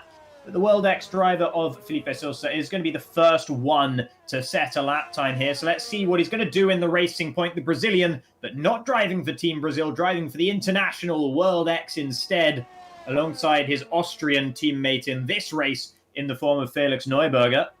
But Sosa then up towards this final bus stop chicane, the final challenge of the lap. They're using a little bit of curb on the left, a little bit of curb on the right, and then through the final corner, getting the power laid down and across the line for a 140.772. immediately it proves to be significantly faster than what Svetkov was able to do for Team Russia. Andreas Dorma is about to come across the line, but he's actually dove back into the pit. Chanakinchi goes to the top with a 40.525. And now you see loads of drivers waiting at the exit of La Source to try and pick up their teammates to give them a slipstream as well. Yeah, I think Chanakinchi was one of them. He was waiting for Ulas Ozyildirim.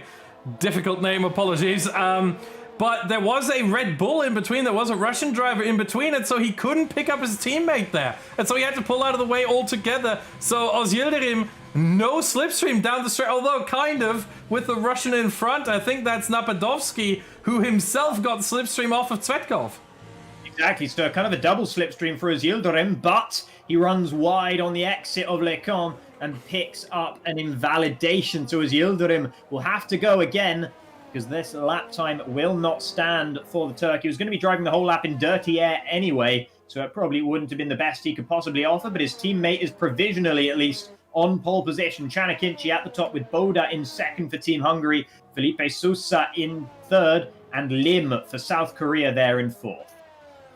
Yeah, as we're waiting for the second batch of drivers here, I think Napadovsky is going to be the first. Oh, actually, no, Neuberger is going to be the first one. Completely forgot about him there for World X. What can he do? I think he got some slipstream off of Sosa, who is causing a yellow flag there on the exit of Pujon.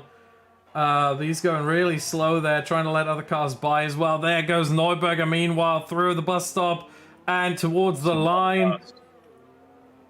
I don't think this is going to be a great lap time. It's only fourth fastest for Neuberger. He made up a lot in the final sector, but his middle sector was about half a second down on Chanakinchi, who is still sitting pretty at the top of the order for now. Napadovsky just moved into second for Team Russia there in the Red Bull.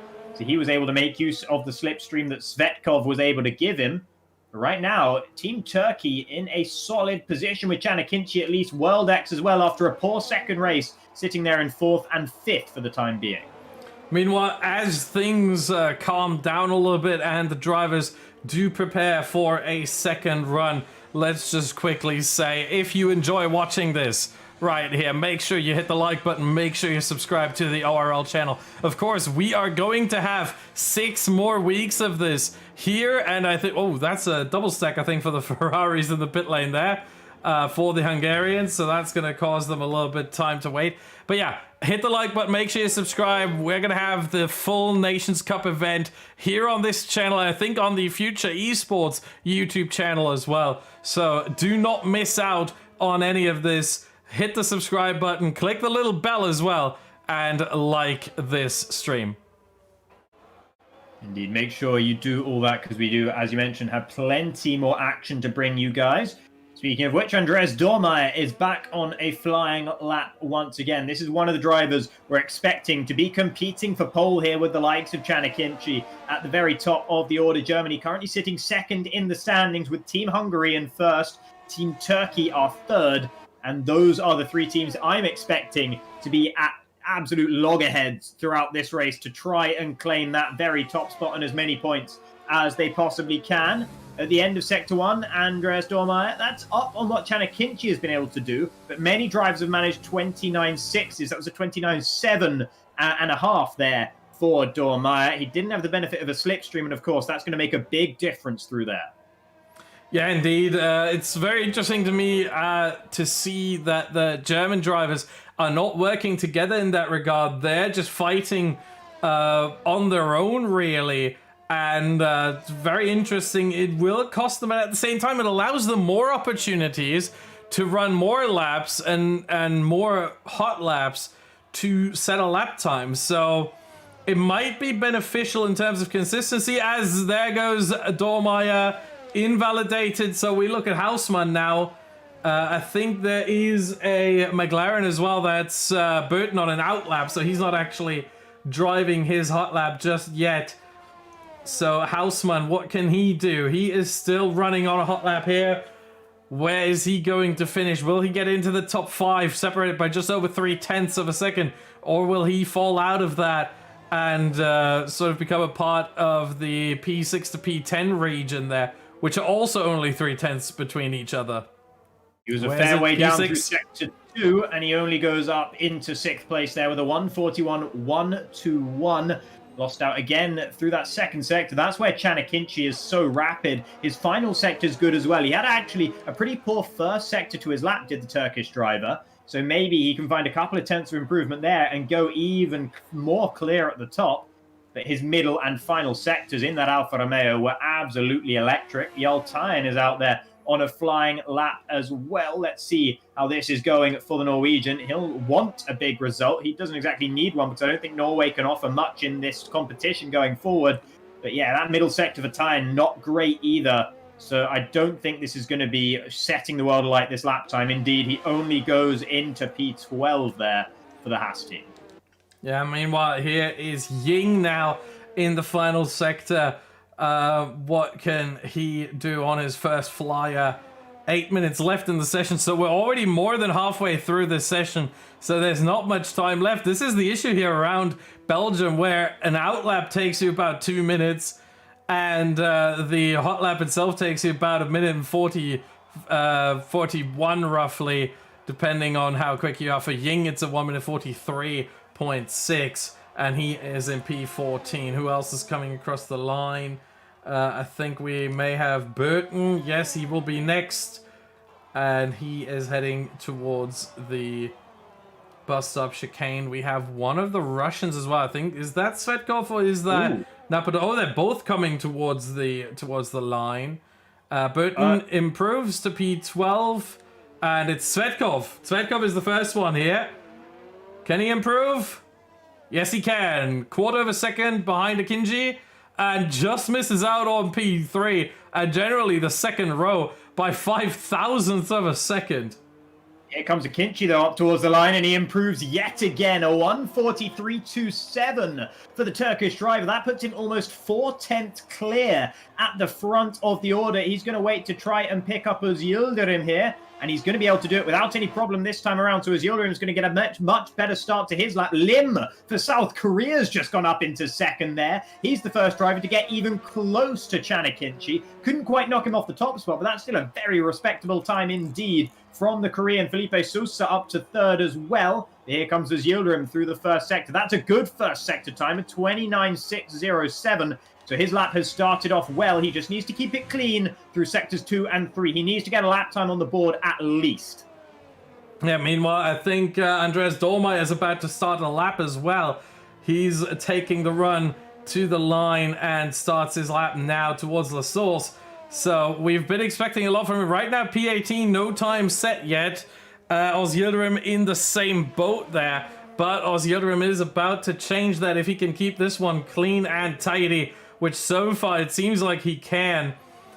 But there's still a couple of tricky corners to come. This one here, Stavolo, definitely one of them. You don't want to run too wide there. And he just avoids invalidating his lap, heading towards Blanchimont now. Famous corner. This time around with these cars, not as scary of a corner as it used to be, but still side by side, not necessarily the best idea through there in the race. In qualifying, you won't run side by side anyway through the final chicane, and there goes Yildirim. P5. Ooh. P5, it was good, but it wasn't quite good enough. He lost out a bit more in the final sector. He wasn't quite on his teammates' pace through the middle sector either, but his first sector was very good. Felix Neuberger, though, he's up a 1/10 and a half on his time. His first sector was by far the best we've seen thus far this session. Second sector, not so great for the Austrian, but into the final corner we go now with the World X driver. What is it going to be? Felix Neuberger up towards the line. And he only finds 0.5 of improvement at the end. He just lost it throughout the remainder of the lap after that excellent first sector. So only P8 for him. World X need a better qualifying than this if they're going to be serious contenders in this final round. Zeller for Hungary has found his way up into 4th, and he is on another flying lap. Yeah, meanwhile, Andreas Dormeyer has again invalidated. So time is really an issue for him at this point. Hausmann's going into the pit lane as well, so both Germans will have one more run. Right now, P11 and 18 for the team we thought could challenge maybe the Turks, the Hungarians, apologies. The Hungarians for the championship, for qualification to the Nations Cup here. It seems like that's not the case. Yeah, absolutely. I mean, it could be the Turks as well that they're challenging, judging by the way things are going right now. Akinci still there clean at the top, with Yildirim sitting in second. Can Akinci set the 3rd lap time of this session, and ever since that moment, he has not been off the pole spot. So very, very dominant qualifying for him thus far in that Alfa Romeo. He is looking very, very good right now. Let's see what the Russians can do as well. They're not exactly down and out. They still have a decent amount of points in the standings, with Napadovsky starting 3rd and Svetkov currently starting 9th. They could still be in with a really good points haul if they can just find a little bit more from this qualifying session. Yeah, meanwhile, I think one of the few drivers on a lap right now is Lee for Korea, as he invalidated, actually, so he's not on a run anymore. I think we can immediately forget that, unfortunately. And Lee retires. Lee retires on track as well. He's had enough. That is interesting. He knows he doesn't have enough time, I think, to make it back to the pit lane, run another lap. Oh, that could I think he does, though. I think he does have enough time, or I think he did before he threw in the towel there, just about. There were 3 minutes left to go, and he was into the final sector of the lap, and he has just absolutely decided he's had enough of this qualifying. He'll be starting from the very back or thereabouts. It's only Andreas Dormeyer and Tianyu Tang who are yet to set lap times other than Lee. It's bringing out yellows in Sector 3, but that is not too important. No safety cars, of course, in qualifying, so it's not the end of the world that he retired on track. Yeah, meanwhile, Ying, the first one to start his lap, Svetkov also just did, and he is picking up slipstream from Napadovsky. We can see the 2 blue, dark blue circles there going through Erosion Radion, and Ying has invalidated, so he will not improve whatsoever. So let's go to Svetkov here as he picks up slipstream from Napadovsky. Napadovsky pulls out of the way at the last moment there. That was very, very good indeed. And now he just needs to finish this lap and finish it strongly.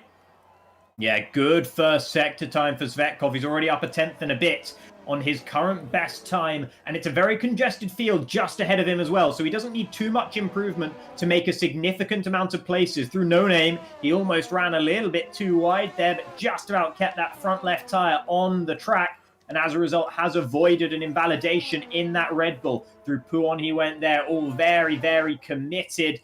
And now into this S section at the bottom end of the circuit, running a bit wide, just about holding on. He's right on the edge right now of what he's capable of managing in this car.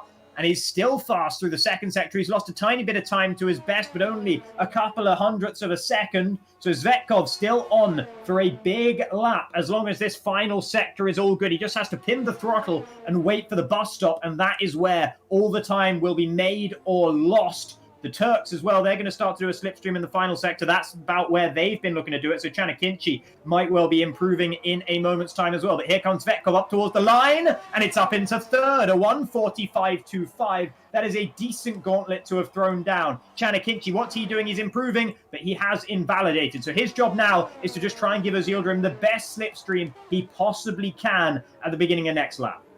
Yeah, I mean, well, I think we have to look at Andy. Oh, Andy just started a lap here.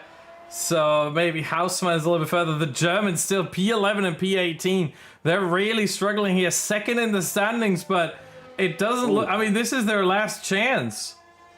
Yeah, Boda is done for. Zeller, I'm not sure. I think he's just started his final flying lap. Boda has invalidated, though, and I don't think he'll have any time for any more.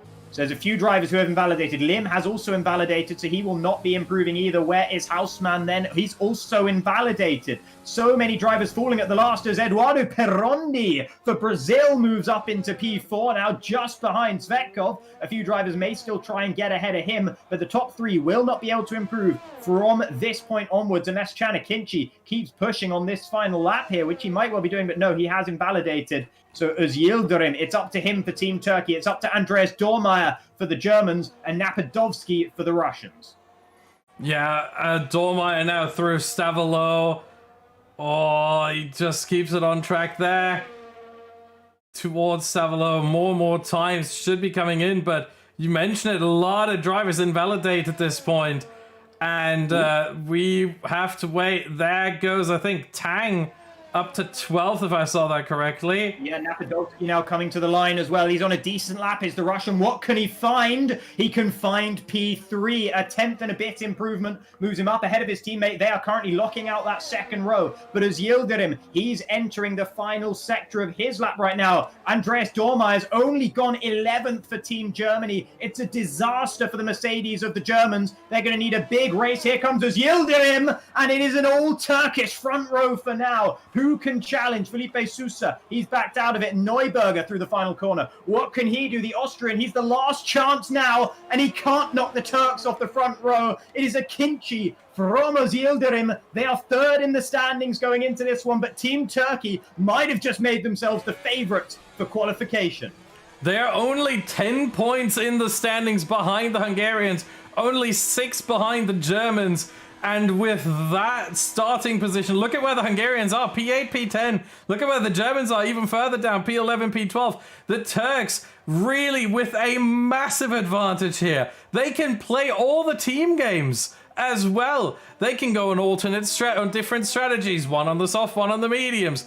They can have one driver hold up the rest of the field, so the other one easily cruises to a victory. There are so many plays that they have available to their arsenal right now, and they are firmly in the driver's seat for this final race.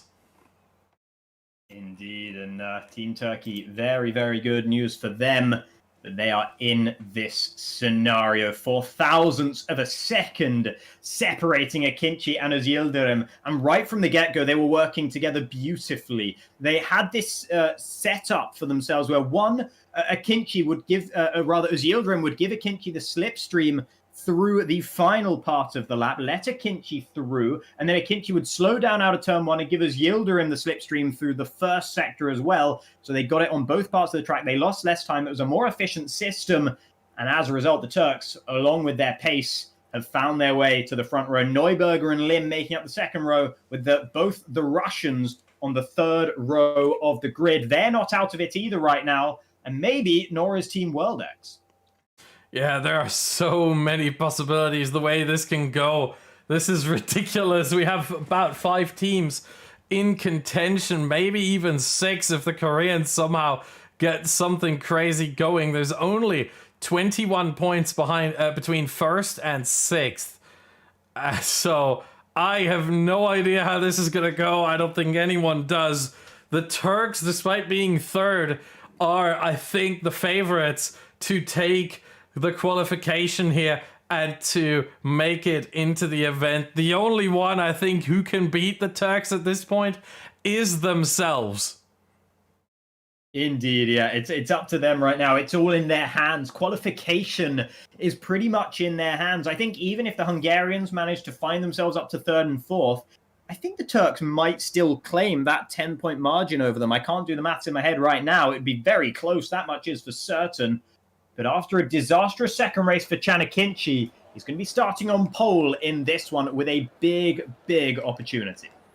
Yeah, and we see, of course, the top 10 all starting on the soft. Of course, they are not allowed to change tires. I completely forgot about that. So Akinci and Yildirim have to both start on the softs, but they can talk to each other. They can say, hey, I'm going lap 3, you're going lap 4.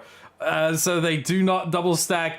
They certainly have some communication right now between the two, and so they will play some team games here because they know this is a team event and they will only qualify if they outscore the Germans and the Hungarians as a team. Absolutely, that is exactly what they need to do. And let's not forget, Andy and Hausmann, both there on the medium tires, 11th and 12th for Germany.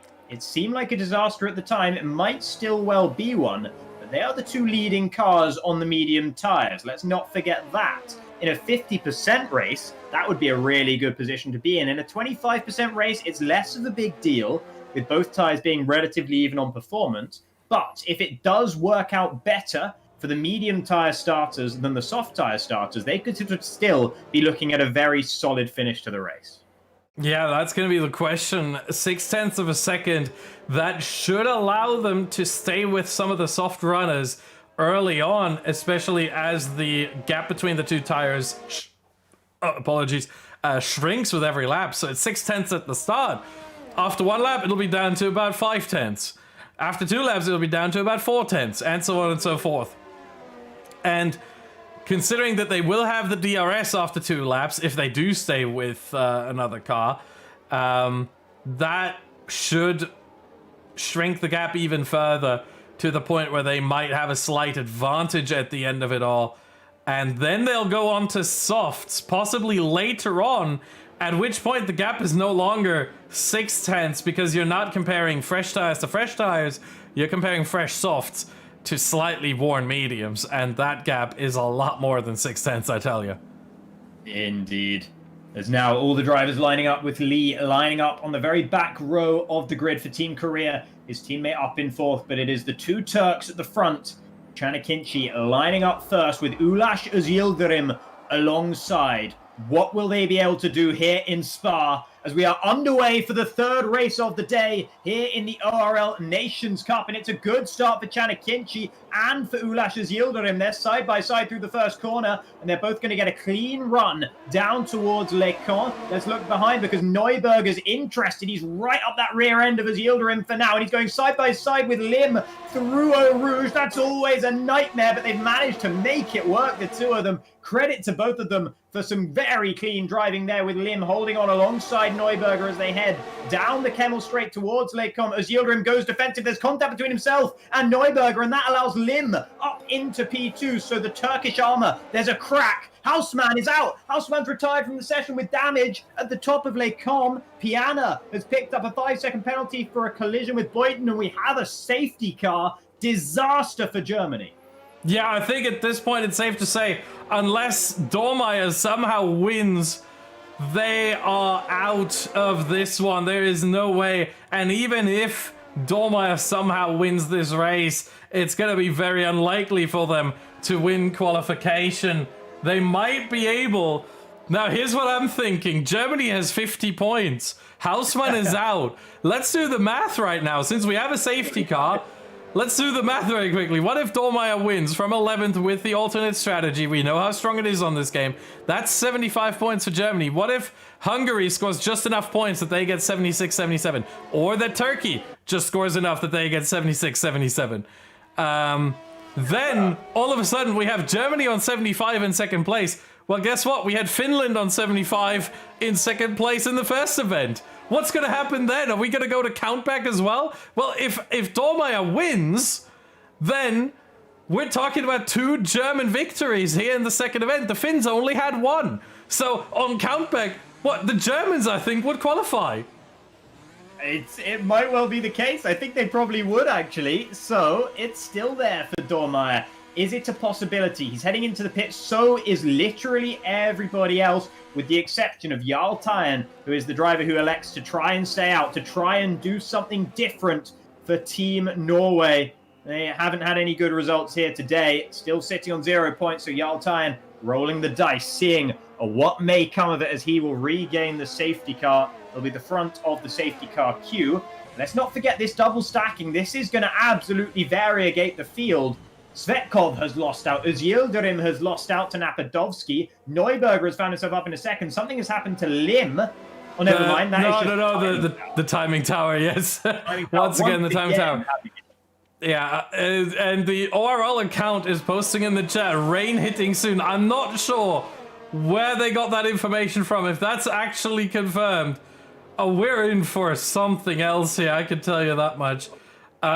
If that is actually the case, Jarl Tyen might actually be the smartest man on track for staying out. If everyone else still has to pit for intermediate tires, then why did they pit then? All the drivers know. Surely they all know that there's going to be rain. If there is going to be rain, they'll be aware of it. They'll be aware of the forecast. And Jarl Tyen is the only one who's taken that into account, it would seem. Maybe it's only going to be a sprinkling of rain. Maybe it's only going to come late on.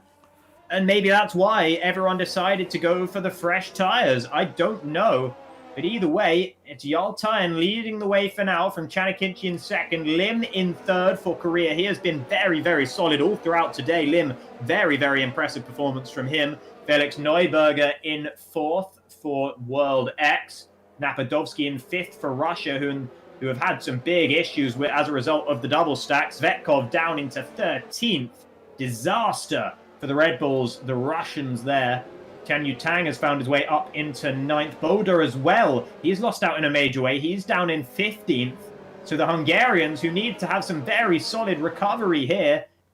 The Turks, as Yildirim lost out a bit down to 6th, but he's still in a pretty solid point-scoring position. So if anything, this has just got yet better for the Turks. Yeah, certainly. So, very, very interesting. And one thing I noticed is that Dormeyer not only lost out by one position there, he's down to 12th, but also he's not the leading soft runner here, as both Van Sant and Tian Yu Tang are in front of him. So that will make his quest to win this race and somehow qualify Germany, despite Hausmann's early retirement, so much harder than it already is. Yeah, absolutely. It was a tall order before. It's a veritable mountain to climb now. We'll see whether he's going to be able to do it or not. Burton's into the pits there, interestingly enough. Back onto medium tires. So I think he went from mediums to softs and then back to mediums, unless I'm very much mistaken. He's coming out of the pits back to his used mediums. Back to his used mediums, or is he serving a drive-through? That might be the case as well, or some kind of penalty that he may have served. No. Because doesn't look like it. No, so then he's back to his medium tires that he started on, apparently.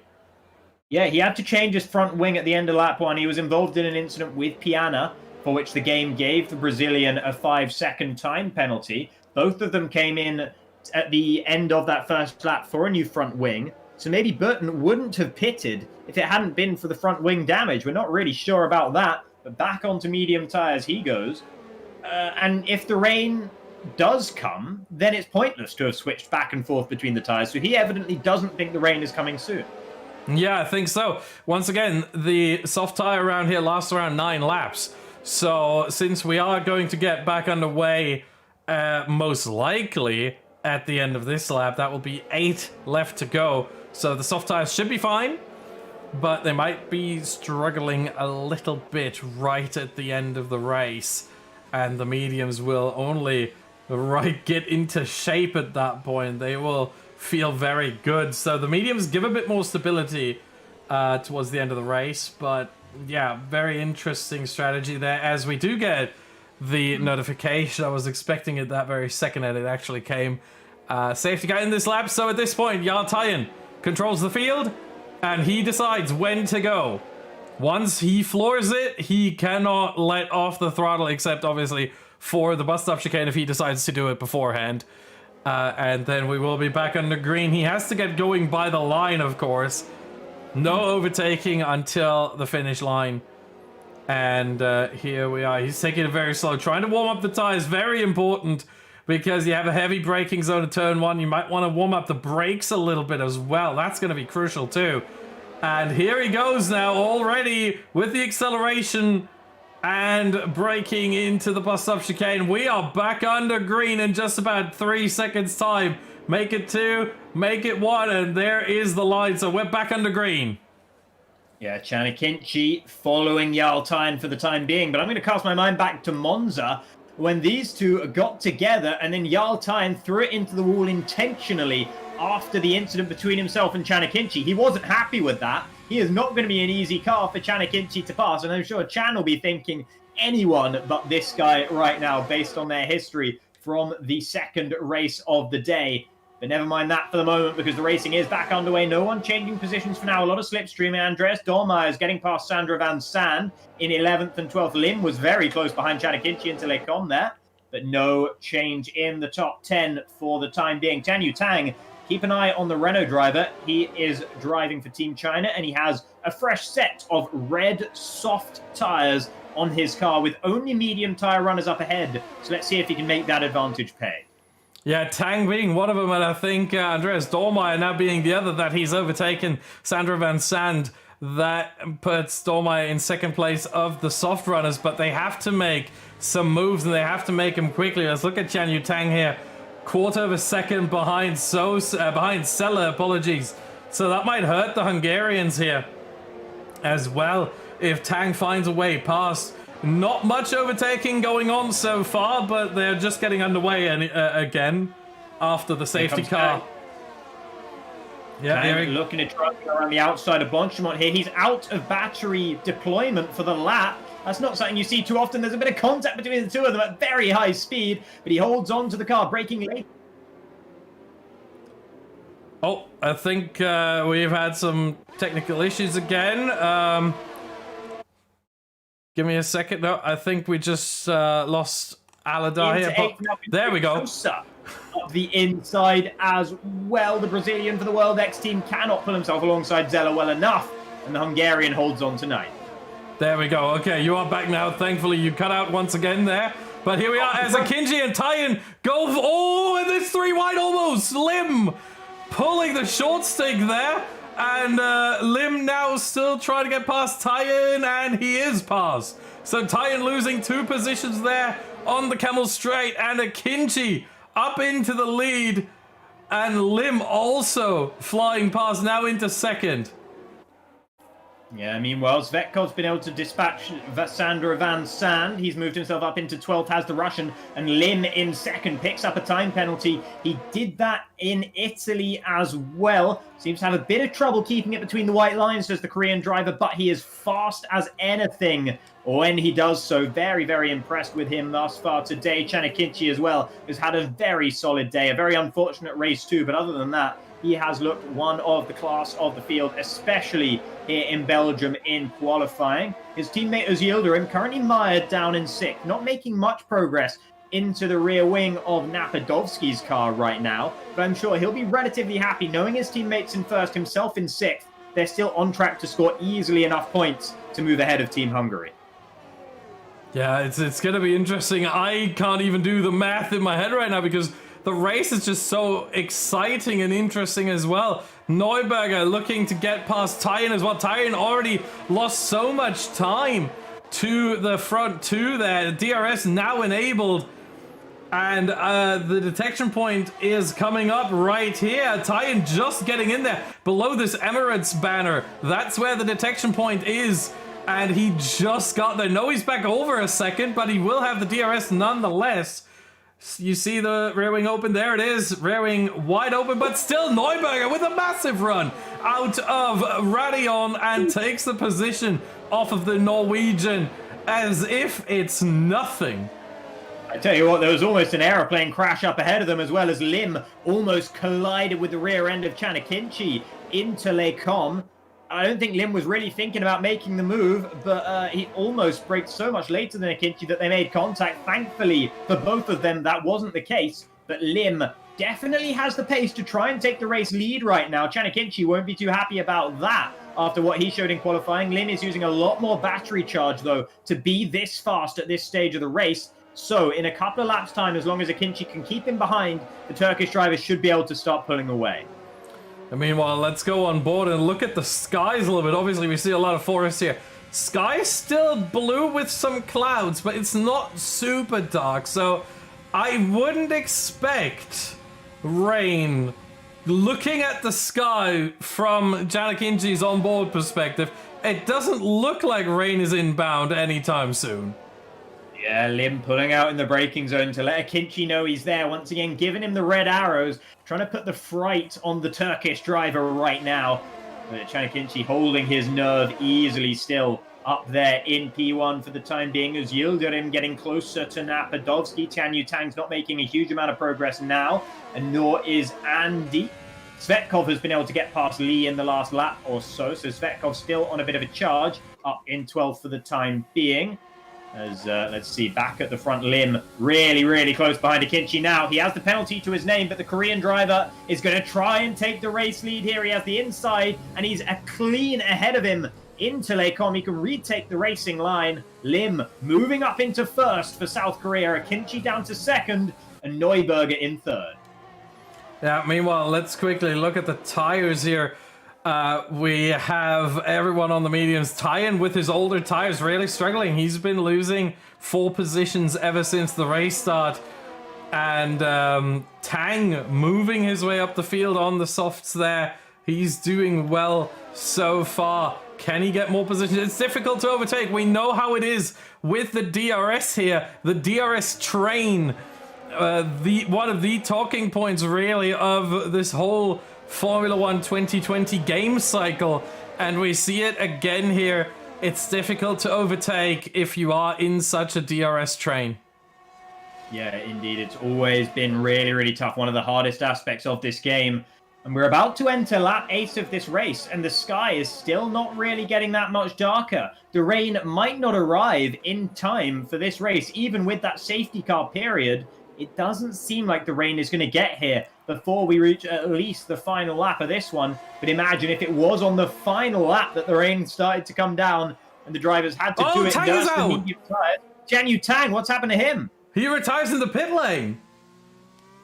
I wonder why. The Chinese driver calling it a day, retiring in the pit lane as Yildirim has been able to get past Jarl Tyen, the Norwegian falling down into 6th. Next up the road is Eduardo Perondi, who'll look to try and get past Tyen in the next couple of laps. But Tyen, actually, he's not done with his Yildirim. He has DRS of his own. He doesn't have anything left in his battery, but he's still trying to challenge the Turkish driver. But as Yildirim has the racing line into Lecom and will keep the Norwegian behind. Yeah, it's for the Turks. Is looking very, very good right now. P2 and P5. Lots of points there going their way if they finish like that. And especially, we say P2 and P5. I mean, look at what's behind Lim's name there. That black and white flag means he's got a penalty. So Akinci would actually get the win. And it would be a P1 and P5. Maybe even P1 and P4, depending on how much of a penalty Lim has and how close they're going to be at the end. It's only 3 seconds. Seeing it there, but this could still be a chance for Oz Yildirim. He's just over 3 seconds behind Lim right now, but things can always change. And if Napadovsky and Oz Yildirim get closer to the top 3 in front, there's certainly a chance that we will see Lim falling not only off the podium, but also falling outside the top 5 here. Lim holding on in first, though. He definitely has the raw speed at the very least. Akinci in second, Neuberger third. Napadovsky just on the fringes of DRS of Neuberger in that dirty air zone. He can't quite get close enough to the World X driver up ahead. And then you have Yildirim behind in that red and white Alfa Romeo, which is being driven by the Team Turkey. Tyen losing out to both Eduardo Perondi and then Zeller on the exit of turn 1. He's trying to go for a drag race with the Hungarian down towards Eau Rouge, but backs out of it. Zeller now will have a go at Eduardo Perondi. You'd have to imagine the Brazilian won't have DRS, the Hungarian will. And Zeller needs to make this progress, but Boda also needs to be making progress, and he is not doing so right now. Yeah, Zeller, not only did he get Tyen on the exit of La Source, he now also got Perondi down the Camel Straight and into Lecom. So he's made up 2 places, and this is huge for Hungary. They are still battling here. Obviously, Turkey seems destined to get the P1, but Hungary are the leaders right now, and they need at least 21 points to give themselves a chance here to qualify, even if they do get second. So Zeller doing his job. Boda is the one who's struggling a little bit there. He's at the very back of this huge DRS train. I mean, look at this. It's from Zeller, who's trying to pull away now, and Perondi all the way down to Boda in 12th. He needs some positions here, and he only gets about 2 laps to do it. Yeah, Boda is at least going to inherit from Felipe Sousa. Currently sitting in 9th, he has a penalty, a 3-second penalty. Sometimes those can be removed. Let's not forget about that. Those 3-second turn penalties aren't necessarily nailed on. The stewards can remove those after the race if necessary, if the drivers have good cause to argue that fact. But at the moment, Boda would at least be finishing P11, inheriting that position from Sousa, who will fall further down. Looks like Ying has had an incident in the final sector of the lap, but that's not going to interrupt any of these drivers' progress right now. Onto the penultimate lap of the race. It's Lim leading from Akinci, then Neuberger in third. Napadovsky falling further away from the front 3 now, and actually has Oz Yildirim closing in on him as they head down the Kemmel Straight, but Akinci is closing in on Lim out at the very front as well. Not close enough in the braking zone to make the move. Will Yildirim be able to get past Napadovsky? You bet he can. Inside line for Lecom, and Yildirim is up into 4th. Napadovsky down into 5th. A bit more shuffling further down as Felipe Sousa is able to dispatch Jarl Tyen, who is still falling further and further down the order and picks up a time penalty of his own. That's more good news for Boda. Yeah, the top 3 driving away. The real issue here is, I think, going to be between Lim and Yildirim, the sort of socially distanced battle there between P1 and P4. 3 seconds, that's the gap. Maybe Yildirim can actually get a podium here right in the closing stages if he gets close enough. Right now, the gap, let's switch this to leader, 3.4. Boda! Boda's off! Boda spun! Oh no, it's a disaster for the Hungarians. Boda has lost it in the last part of the second sector. And he's lost some of his front wing in the process as well. He spun out all on his own, did the Hungarian, just lit up the rears and into the wall. And with that, the chances of Team Hungary might just have gone down the drain with his race. They might very well have. There is still a chance, but with the front wing damage, you see their right side end plate gone. We can look straight onto the rear wing. No point in pitting at this point. Only 1 lap to go, although there's Jarl Tyen in the pit lane. Yeah, Jarl Tyen falling down the order in the pit lane. He still hasn't pit in this race, let's not forget. So he's on to softs for the last lap of the race. But at the moment, Boda set to finish still, maybe actually in P12. Interestingly enough, where he Akinji's past Lim on track. Apologies for interrupting there. But Akinji wants this on track. He wants to make sure. And now he might even be able to slow Lim down a little bit, knowing that Lim has a penalty. The gap. Oh, this is going to be crucial now. The gap is under 3 seconds between Lim and Yildirim. The gap is under 3 seconds now. So they might get themselves a double podium and qualify for the main Nations Cup here. The Turks really pulling out all the stops. I think they're qualified almost regardless now, as long as one of them doesn't throw it in the wall like Boda did a lap ago. The Turks are pretty much nailed on to win this one now. It's up to Zeller to try and score some points and Boda to try and stick within 3 seconds of Sandro Van Sand up ahead. That could make all the difference potentially, but I don't... Oh, once again, apologies for Aladar cutting. 6 seconds of penalty. Oh, there we go. There we go. Apologies for Aladar cutting out once again. I think you are back now. But yeah, this is final corners here for Akinji. Neuberger might challenge Lim into the final corner. No, he does not. Lim almost went into the rear end of Akinci there, but Akinci keeps true. He was dominant in qualifying the race, not quite so much, but he takes the win regardless. And Can Akinci wins the final race of the day for Team Turkey. Felix Neuberg with a great result in second. Lim with another very solid race for South Korea in third. Yildirim takes fourth, and with that, Turkey take the lead in the standings. I'm certain of that. And they have guaranteed themselves qualification to the Nations Cup proper, depending on whether they're going to pick up any post-race penalties, but I don't think they will. I think Team Turkey have done it. Napadovsky did a great job in 5th for Team Russia, but I don't think it'll have been enough for them. Zeller did his part for Hungary, and Boda managed P11 at the end, so 6th and 11th. I think that only nets them 17 points. They needed at least 21. Yeah, I think that might be the end. But for Turkey, they will finish, I think, if my math is right, on 85. So they even outscored the Spaniards by 10 points. The Spaniards from the first event who got 75. So Turkey with a dominant result here. And I think very, very well deserved. So congratulations to Turkey. We'll see you for the next 6 weeks of the ORL Future Esports Nations Cup by Mobiuz Gaming. Absolutely, and I cannot wait to keep seeing them. I've been very impressed with Can Akinci and Ulaş Yildirim all the way through both the first qualifier and this one. It didn't quite go their way, but they were still very promising in that first qualifier. And here today, they have taken the win. Once again, Hungary looking solid for the first part, but then faltering in the final race like they did a week ago. It was so close, but they haven't quite scored enough points. 4 points shy of that 75-point mark. Now, The other thing to note is how well have Team Russia scored? I think they were too many points far behind. I don't think they've scored enough. They've got themselves a pretty big points haul here.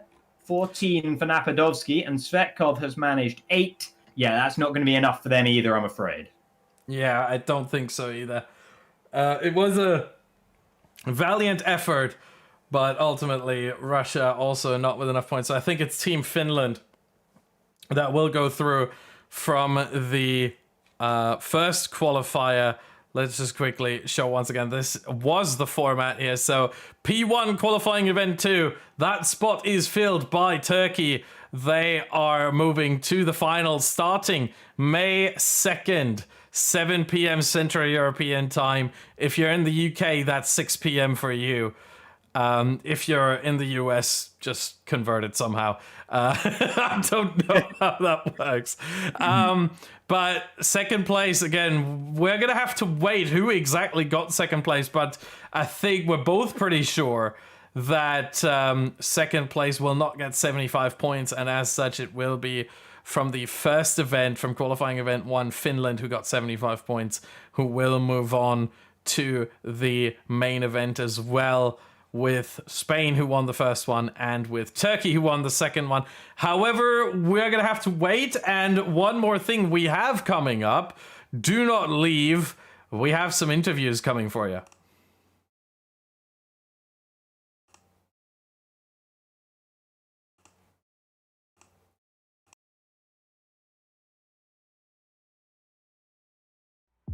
All right, I'm ready. Let's do this. Time to farm some dubs. Crap, I got a squad on my right. I'm running in for backup. Yo, Ron, he's right there in front of you. Sorry, guys, it happened again. Damn. This is the 10th one today. All right, I'm back. Someone cover me. Yeah, I see you. You got him, you got him, you got him! Yes!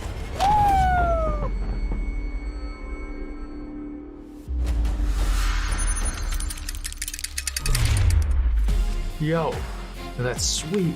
Yeah, it is. We about to win this. Guys, I can get used to this. HyperX alloy, built strong because it has to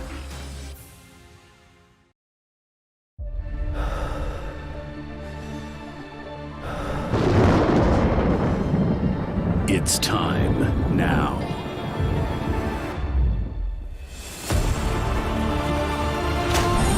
Your blood is burning. Your stamina is rising. Greet all the challenges in your way.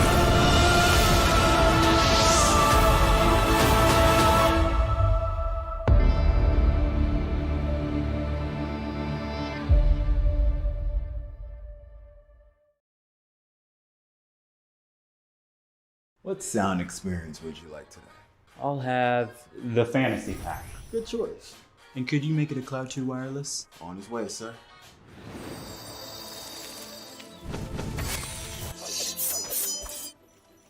Sounds amazing! The HyperX Cloud 2 Wireless. Legendary comfort goes wireless.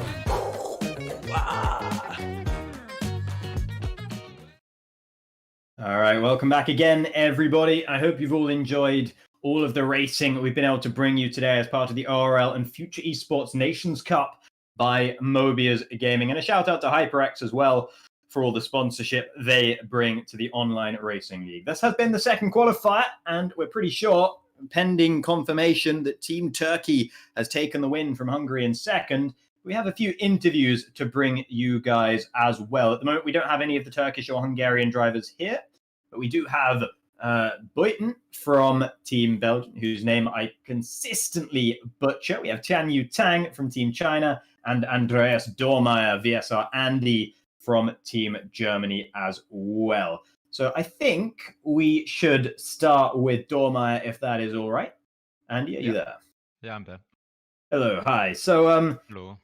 First of all, commiserations. Germany were in a solid position going into that last race. Was Spa a track you were expecting to struggle at, or did you think you could have got a bit more there? No, it's just a lack of practice, I think. And we also, bottled the slipstream. Quali was just a complete mess for us. We invalidated too many runs in quali, and then had one last run, a one to quali basically, and yeah, I completely fucked it up. So yeah, it was the slipstream easily 0.2, 0.3, so could have been up there, but yeah. Yeah. Maybe a lack of practice, I guess. Most of the other guys practiced Spa a bit more than us. But yeah. But some yeah, solid Italy was very good. We positioned ourselves in Bahrain. Had good amount of points and still a chance for the win in Italy, which we took. So yeah, that was good, but yeah. Disappointed Spa at the end. Yeah, and I got to ask about that Spa race. What was it that happened to Houseman as well? The DNF.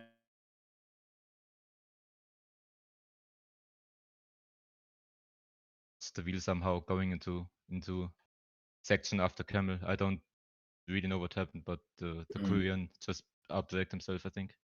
Ah, okay, fair enough. So contact there then. Yeah, then probably without a safety car, we could have made up some positions with the undercut. But yeah, yeah, that's impossible to overtake. Yeah, it sometimes can be with those DRS trains and the slipstream trains that form. And let's think back to Monza as well. Let's think to slightly happier memories. The race win, of course, there for you in that battle with Chan Kinchi. Is that a track that you feel particularly comfortable at? Is that one that you always do well at, or was it just a welcome surprise? Actually, it's probably my worst track. Right. But, yeah, I don't know. I somehow got one warning, which is very, surprising to me. And yeah, pace wasn't too bad, and I won 1.5 wing and 6.3 right hard. And yeah, Ulas had just no chance to overtake me back. And pace was quite decent.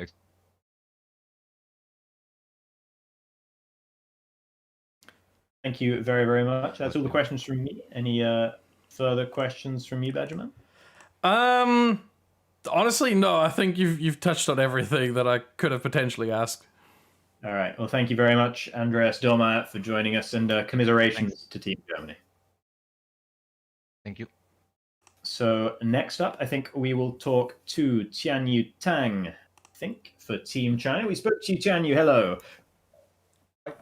Hello. We spoke to you before the races, and you were feeling relatively confident at that point. Obviously, once again, didn't really go entirely your way. There was a very solid result for yourself, though, in Bahrain at least, which I know was a track you were feeling confident on. Do you feel you did yourself justice? Is that the best you could have done in Bahrain, or was there even more there? I think I ruined my ERS management in Bahrain, and I think I could get better result in Bahrain. Especially, I got so close to the car in front of me, and I was so annoyed about myself in Belgium because I think I was a first driver on soft tires. I think on the track, I think I was about P8 or P9, and I think I have a good chance to maybe to pass some cars and to get into the podium. But yeah, I ruined my lap. I think it's just before the end of the sector 2. I just got too much throttle and I spun out and ruined my rear tire. And although I maintained my position, but yeah, that's my race over. And the DRS train was so hard to overtake. And I touched the car in front of me in bus stop and damaged my front wing. And then that's the game over. Yeah, absolutely game over at that stage. And then also, I mean, so we've heard what you had from Bahrain. We've heard what you had from Belgium as well. What was the race like in Monza for you? I think I started like P10 and I was pretty satisfied, but I'm so annoyed because I got a speed limit problem at the entry of the pit and just got speeding and I got a 5-second penalty, and that's the game over for Italy because it's all about the DRS train and every car just get very, very close, and then the Italy doesn't go my way. And I'm only satisfied with my performance in Bahrain. Yeah, indeed. But congratulations on that good performance in Bahrain, at least, and commiserations to Team China. But thank you very much for being a part of the ORL Nations Cup as well, and thank you for talking to us today. All right, and then finally, we have Burton up next. But given that Burton himself is an ORL moderator, I'm sure he'll wait a brief moment here while we actually read out the official standings that we have just had come through. So the number one team, as you guys might have guessed by now, is Team Turkey with 85 points on the day. Çanakkale and Ulaş Yildirim really making it work here today. Team Hungary did come home second in the end, but with 71 points, 4 points shy of the 75 they needed to challenge for the tiebreaker with Team Finland. So Finland, Turkey, and Spain are the teams which will progress. Then we had Russia and World X both on 61 points, strong showings from them. Germany and South Korea on 53 points apiece. Again, very good performances from both of those teams. Brazil in 7th with 36. Belgium with a much better qualifier too, managed 22 points. China with 14, and Norway still didn't manage to score a single point, down in 10th. And now Burton, I just mentioned Belgium having a much better weekend than last one. How was it from your perspective? The race itself, I was pretty happy with my race pace, considered the lack of practice that I had this week due to a foot injury. But I gotta say that I had an amazing teammate, Van Sant, who really carried the team basically to have those amazing points. So I couldn't wish for a better teammate for today. And yeah, it's a shame that I got involved in a few incidents today, but yeah, I'm quite pleased with the result. Yeah, absolutely. Sandra Van Sant doing a great job here today. And I'm trying to think. I'm afraid I can't exactly remember what your best race finish was. So could you enlighten me?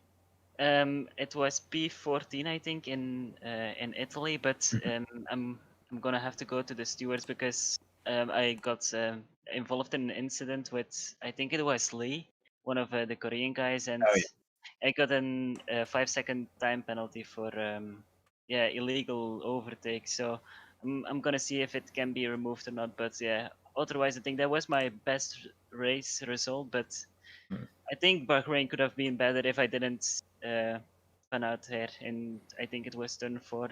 So yeah. Yeah, absolutely. That was always going to be a killer in that sort of scenario. Any further questions from you, Badgerman? No, not really. I can just say I have huge respect that you decided to still participate with the foot injury, despite a foot injury. I have no idea how severe it is, but just generally, I mean, I can tell you if I had a foot injury, I wouldn't be participating. And that's about commentary. I'm not talking about race. No, I'm joking, obviously. I'm joking. But no, a huge respect for participating and for still getting such good results as well, that you were involved in battles and everything. So honestly, huge respect. I hope it heals quickly. Yeah, I hope so too. Like, it's been a little bit annoying, but it's still hanging on my feet, so I can't complain really. As long as it's still attached. As long as it's still attached, you're fine. All right, well, thank you very, very much, Burton. Also known as Black Panther. You guys might know him a bit better under that particular guys. Thank you for the interview, and congratulations to Belgium on a much improved result. And thank you guys all very much for watching at home as well. I'm sorry to all of the Hungarian fans that Team Hungary couldn't quite qualify in the end, but they put up a very, very good showing. And congratulations once again to Team Turkey. I have been Aladar, and joining me for these races and for the rest of the Nations Cup has been and will be Badgerman. Thank you very much for joining me today. Any final words from yourself? I do feel a little bit bad for Hungary. I mean, they were the fan favorites by far, and they only missed out on qualifying by 4 points. But I still think that the event itself, I try to be as cryptic as possible here. The event itself might not be completely without Hungarian participation. Let's just say that. Well, on that bombshell, I think it's time to end. Thank you guys all very, very much for watching. And don't forget to tune in to the Nations Cup itself, starting, I believe, on the 2nd of May. We will see you then. Don't go anywhere. Well, do go somewhere in the meantime, but make sure you're back here at the right time. And good night.